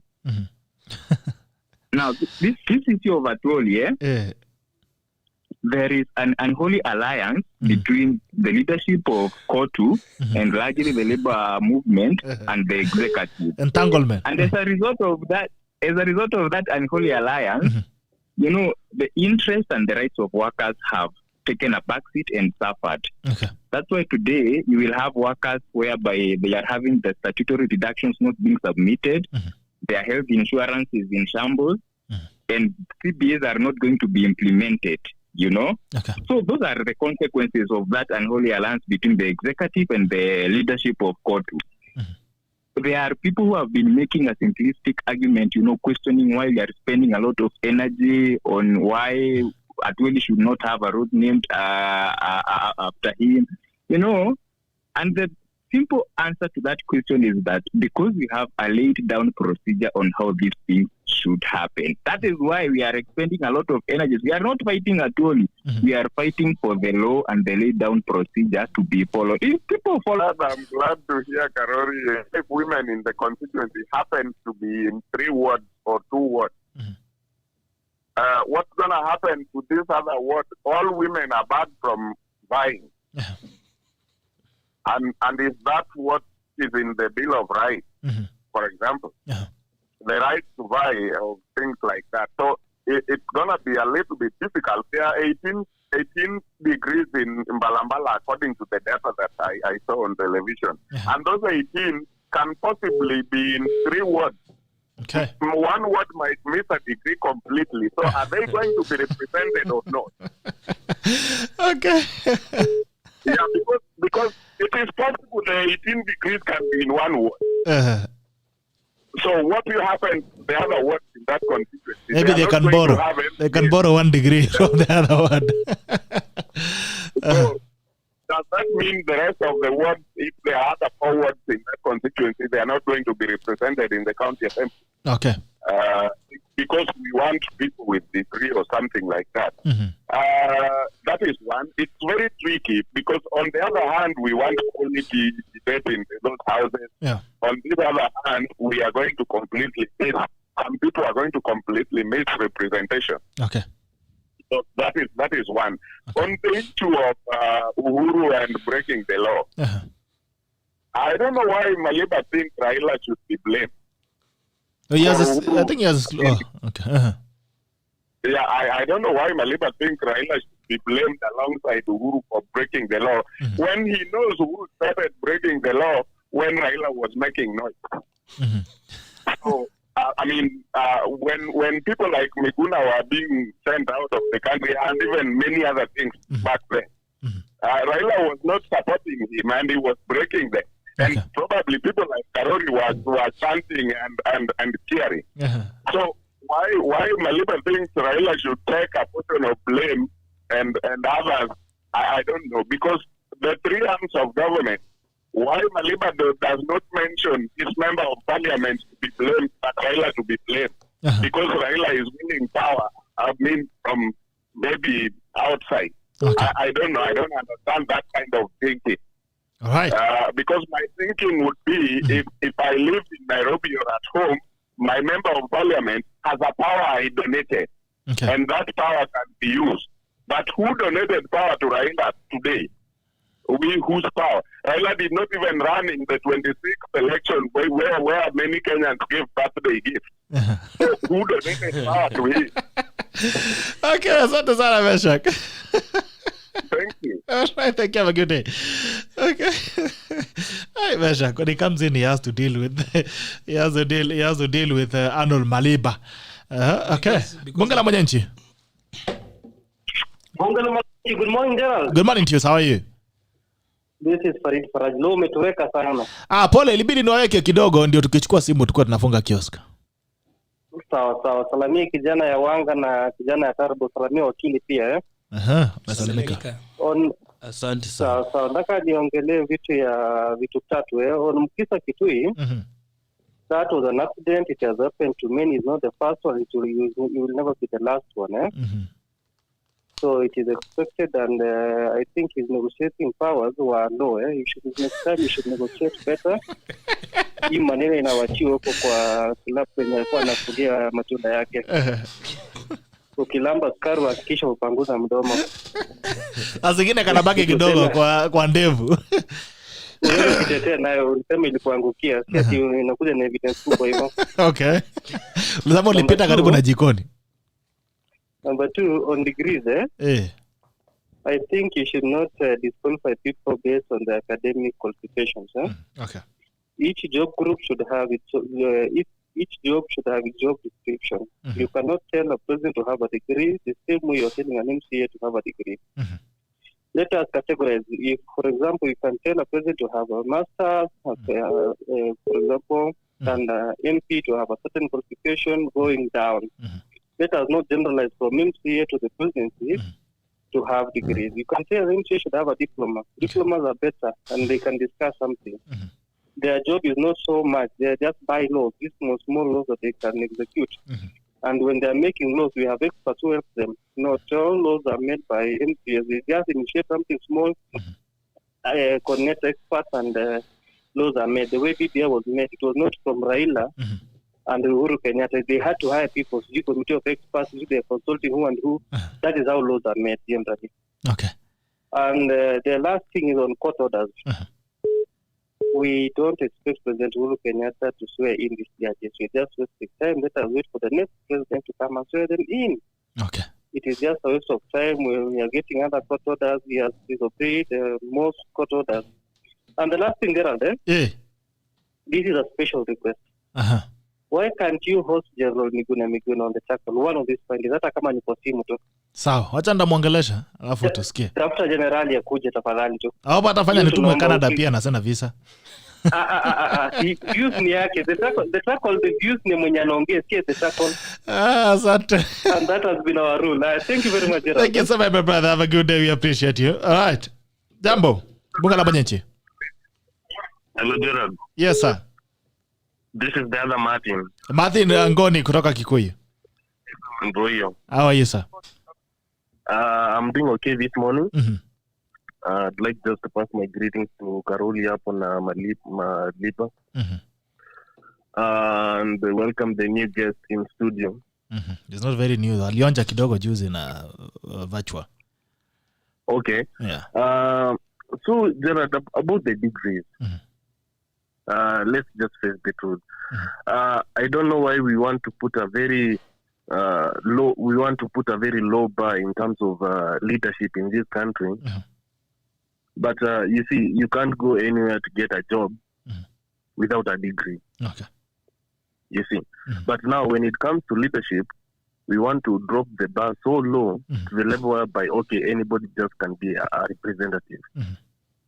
What are we saying to the younger generation that, okay, you know what, you can be anything in this country. You can be a leader, you can be a politician, but you don't need a degree. Okay. But when it comes to jobs and employment, we are required to have a degree. So if this thing has been postponed, it went through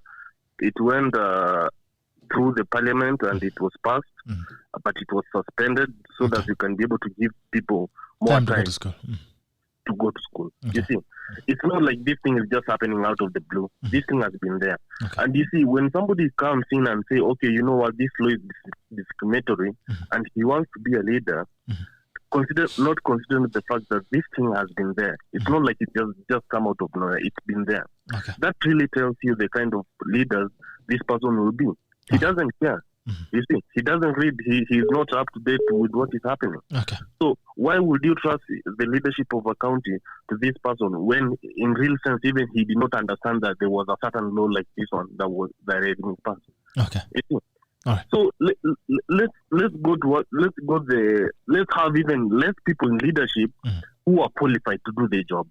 You see, and like allowing it to have everybody who can be able to come out of nowhere and be a leader just because of the sake we want to massage the egos of some few individuals. I don't think that is the way to go. Thank you. Haya, asante sana Martin Ngoni kutoka Kikuyu. Niko na simu mbili za mwisho nachukua. Moja ni jamaa ambaye naona amepiga sana. Kama nambari yako inaisha na 195. Kama nambari yako inaisha na 195 na jamaa 208. Two last calls that are going to take on Bunga la Mwenyenchi alafu tuweze kufunga. Bunga la Mwenyenchi kwa 0779-800-010 au 779-800-010. We are taking calls leo kama ya mwisho. Ndio tukimaliza masimu tunafunga kioski 0779-800-010. Jambo Bunga la Mwenyenchi. Bunga la Mwenyenchi. Okay. Bunga la Mwenyenchi. Bunga la Mwenyenchi, jambo. Yeye anapiga vipi simu? Bunga la Mwenyenchi. Na anapiga akipotea. Haya, Bunga la Mwenyenchi simu mbili za mwisho 0779-800-010 au 0779-800-010. Tukifunga kioski 0779-800-010. Bunga la Mwenyenchi. Hey, Gerald, how are you? Fine. Good morning. How are you doing? I'm very okay. It was an enthralling conversation. This is Mudhoni. Mudhoni, mambo. Poa sana. Okay, talk to us. Wow, the three gentlemen you have were really much on point. Karori and Arnold and Kimali. Now, there's something Arnold said about Raila Odinga, former PM. I really have issues with that gentleman because all along we thought he was mtetezi wa wanyonge. Then suddenly he gets a little hug and a handshake and mnyonge and tukaachwa na wewe mtetezi wa walanyasi. Surely, Raila Odinga, I mean, he told us about the third and final liberation, yada. And then suddenly now he's on that side where he's cheering on as he's seen as be pounded to pulp. So I think where I've reached out, I have that with he's an old man, he's in his late 70s. So I look at him and I'm like, okay, we are to attend and but really I must say he's been a disappointment. The image we had of Raila, like what Karori was saying, that Raila who, not Karori, it was Kimali who said there was that Raila who just used to say Raila finally. The Raila we knew. The Raila tunakumbuka akiwa na Orengo juu ya Land Rover wakileta zogo huko in the late 80s tukiwa watoto. I am so disappointed in him right now, but well, he's an old man and he's had his run. So let's move on. I really need to understand this from the legal minds that we have. Jurisprudence is not an issue where you can discuss probably somewhere shooting pool. It's a sensitive issue. But what can we do to this gentleman? Let me say, like the judges said, Mr. Uhuru Kenyatta. Mr. Uhuru Kenyatta, His Excellency, has been breaking the law and we've been seeing and we've been talking about it and we're complaining and we're so upset. But the question is, what can we do about it? Besides making noise, because we can make a lot of noise on social media. We can hold all those press conferences, but really, what does the law provide when you have an errant and rogue president? Is he above the law like Moi? I think Moi had security of tenure or something. Does Uhuru have security of tenure? Because we saw the judges say we can sue him as an independent person, like as an individual. But I'm wondering, all the things he's doing, are we supposed to just surrender and say tungoje amalize aende? It's a year now. We are in late June. Karori has actually counted the weeks. It's 58 or 53. I don't know. Not sure. Kichumba Karori. You know, I have the weeks in mind, courtesy of you. So my point is, what can we do legally? Really, honestly, we cannot continue just talking. If there is something that is provided for in the Constitution that we can do, hey, we have got a lot of legal and sharp minds.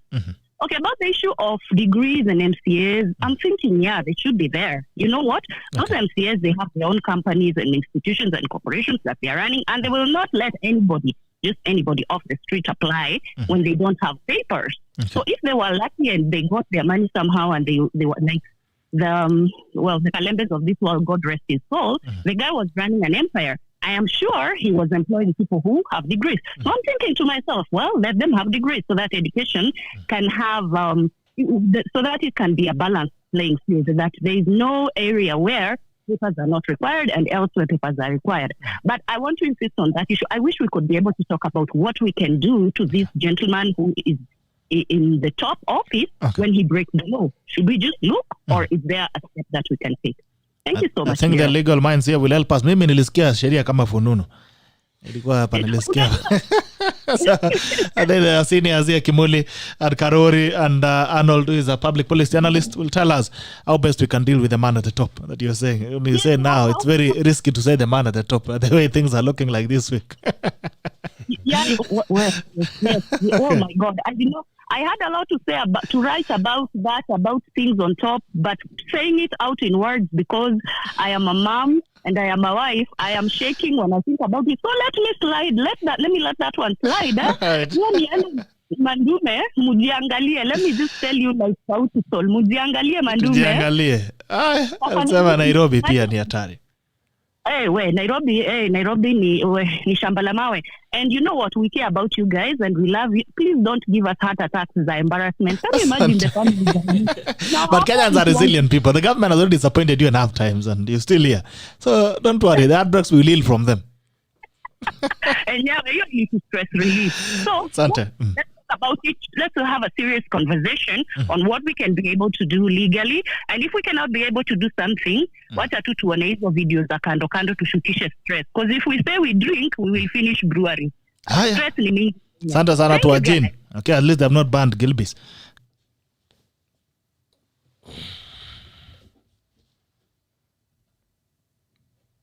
Hiyo ni kama Rama ni kama hapatikani, kama tumempoteza.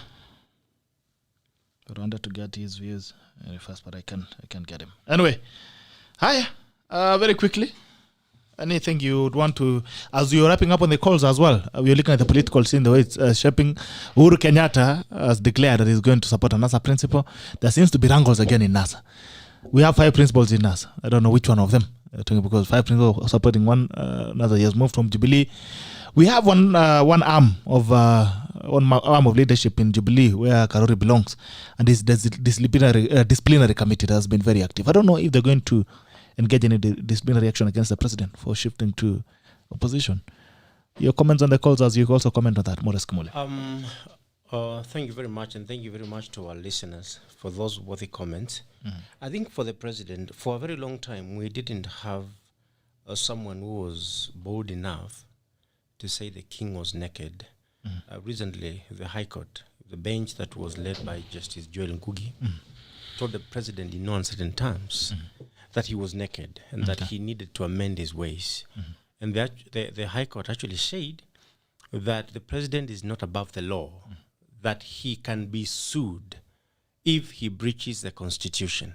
And we already see now in this question of the judges, he has been sued, as Uhuru Kenyatta, for breaching the constitution, because you took an oath to safeguard the constitution. What I have always believed is that we cannot get tired of taking action against the president. We cannot get tired of going to court. We cannot get tired, even if the president disobeys every order of the court. My belief is that even if they cannot arrest him now, even if they can't take action now, an order of the court, once disobeyed, imputes liability on the part of the person disobeying. Sooner than later, in 58 weeks, to borrow from my little friend, the president will be out of that office. And you will be able to execute every order against him and to take action and to request the court to ask the court to punish him for disobedience. And therefore, he's not out of the woods yet. And I hope those who advise him will be, and I think that is why he's very keen on ensuring that he has somebody who replaces him. But what I would say is that the jury is still out there. Kenyans have surprised President Moi. He anointed Uhuru Kenyatta in 2002. Kenyans surprised him. We have seen in central Kenya, Mount Kenya, people standing up to the president. We never thought it was going to happen in our lifetime. And they call his bluff in his backyard. And the way Mount Kenya operates, as long as you begin to burn down, and when your time is coming to an end as a president, they know that you no longer mean a lot to them. The moment your embers begin to flicker, they begin to look elsewhere. And you can now see, they are now shifting the center of power.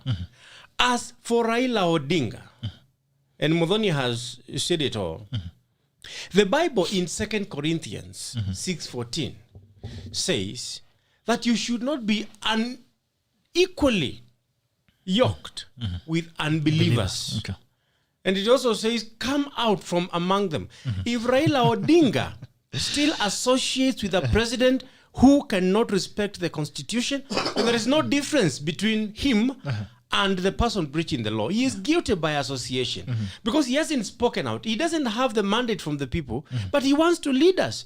What kind of leadership are we looking forward to in 2022 if we elect him? Is it the same leadership that he has displayed now, where you continue to associate and support somebody who cannot obey the law?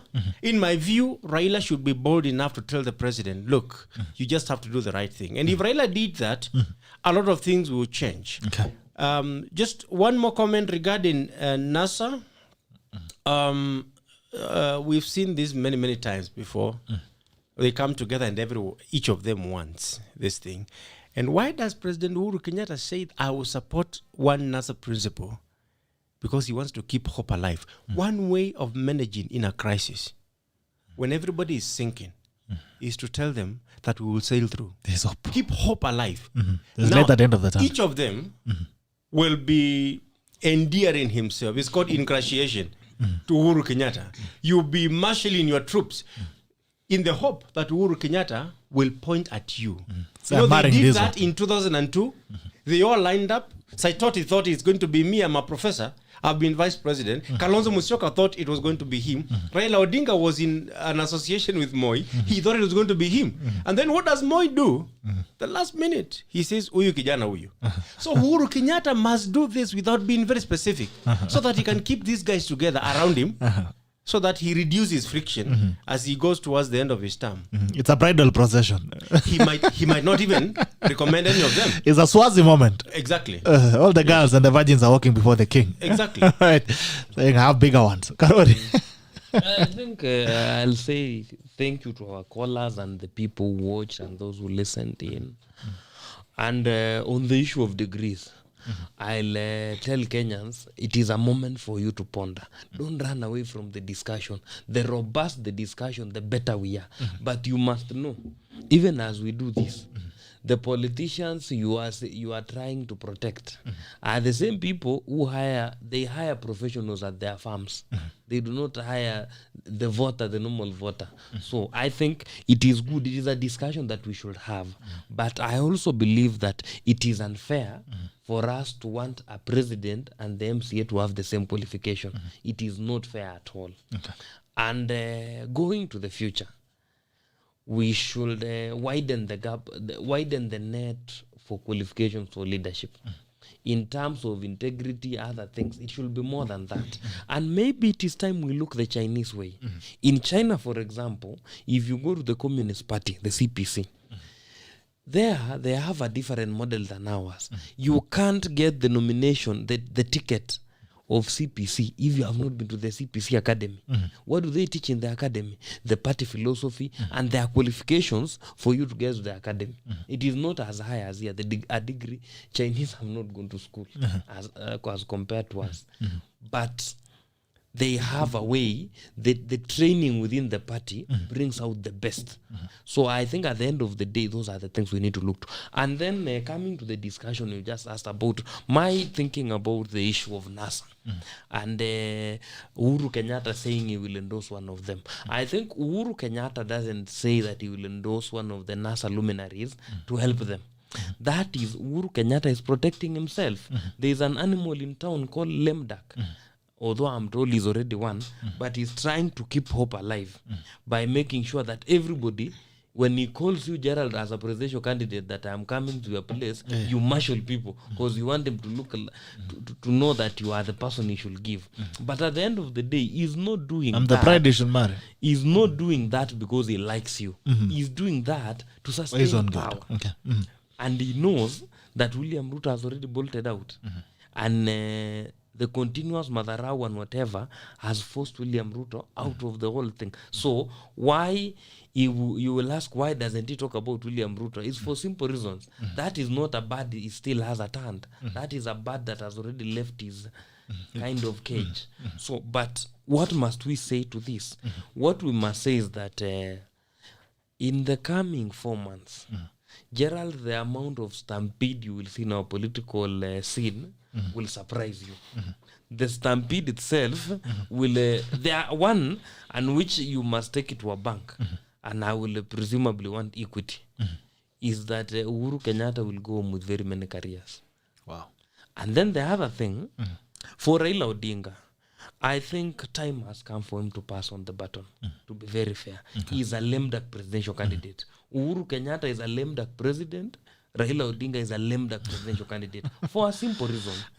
Raila Odinga over time has assumed he has assumed that he's invincible. Why? Because there are people who are normally around Raila for Raila to be who he is. In 2007 there was the Pentagon. In 2013 there was that code thing. In 2017, there was the NASA thing, Musalia Mudavadi, Wetangula, Kalonzo Musyoka. Raila Odinga in his own cannot raise the amount of votes he raises. But it is because of these people. So if Kalonzo Musyoka has said, I rather retire than support Raila Odinga, that dents into Raila Odinga's vote. If Musalia Mudavadi is not there, don't take it for granted. He went to a presidential election, he got 400,000 votes, and he's been coming up. So at the end of the day, that leaves Raila Odinga. Without these NASA luminaries, Raila Odinga can't have a serious stab at the presidency. Look at what is happening at the coast. There are people who want to chart their own way, Kingi and Joho. There are people new votes. And where Chebukati is saying we are heading, that we will have a shared server with the media, rigging becomes a bit complicated. Yes. Okay. Before you throw it to you, Arnold, let me give Arama just 1 minute. Arama, 1 minute only, please. Bonajero, thank you so much. Real quick, I think we need to have a food of thought that a degree does not necessarily mean a 4-year degree or a higher tertiary degree. Remember, degree in the normal sense, there is what we call even associate degree, which is a 2-year program. Okay. So even if you have gone to a college for 2 years or 3 years, you technically actually do have a degree in the normal sense of education process. Okay. A diploma, everybody who has gone to school has a diploma of some sort. Even with your 4-year degree, diploma is a certificate you get that says, hey, I have attended. That's diploma. So that would address the issue of degree. Maybe we just go to court so that they can define it a little bit better for people to understand what we mean by degree. And what was the intention of this degree requirement. Okay. Now, coming to one question that Bwana Kimuli asked, have you ever seen somebody sitting in an office where he's a leader and he has no idea what is happening, and somebody else, you give him the information? I would say yes. We do it all the time. My CEO doesn't know the nitty-gritty of the company and technical aspect, but he has a what we call the big picture. Okay. He is a big picture. So everybody with your level of ranking, you have a big picture that you have to take care of. And that's how you deal with government. With regards to what Toli, I will just comment one thing. And you guys said it, somebody said it very well. Kenyans, we have a short memory. So don't dismiss what Atwoli said about extending the time for election. Remember, this is a government that has been disobeying court orders and laws all the time. So what is there for them to disobey this one thing?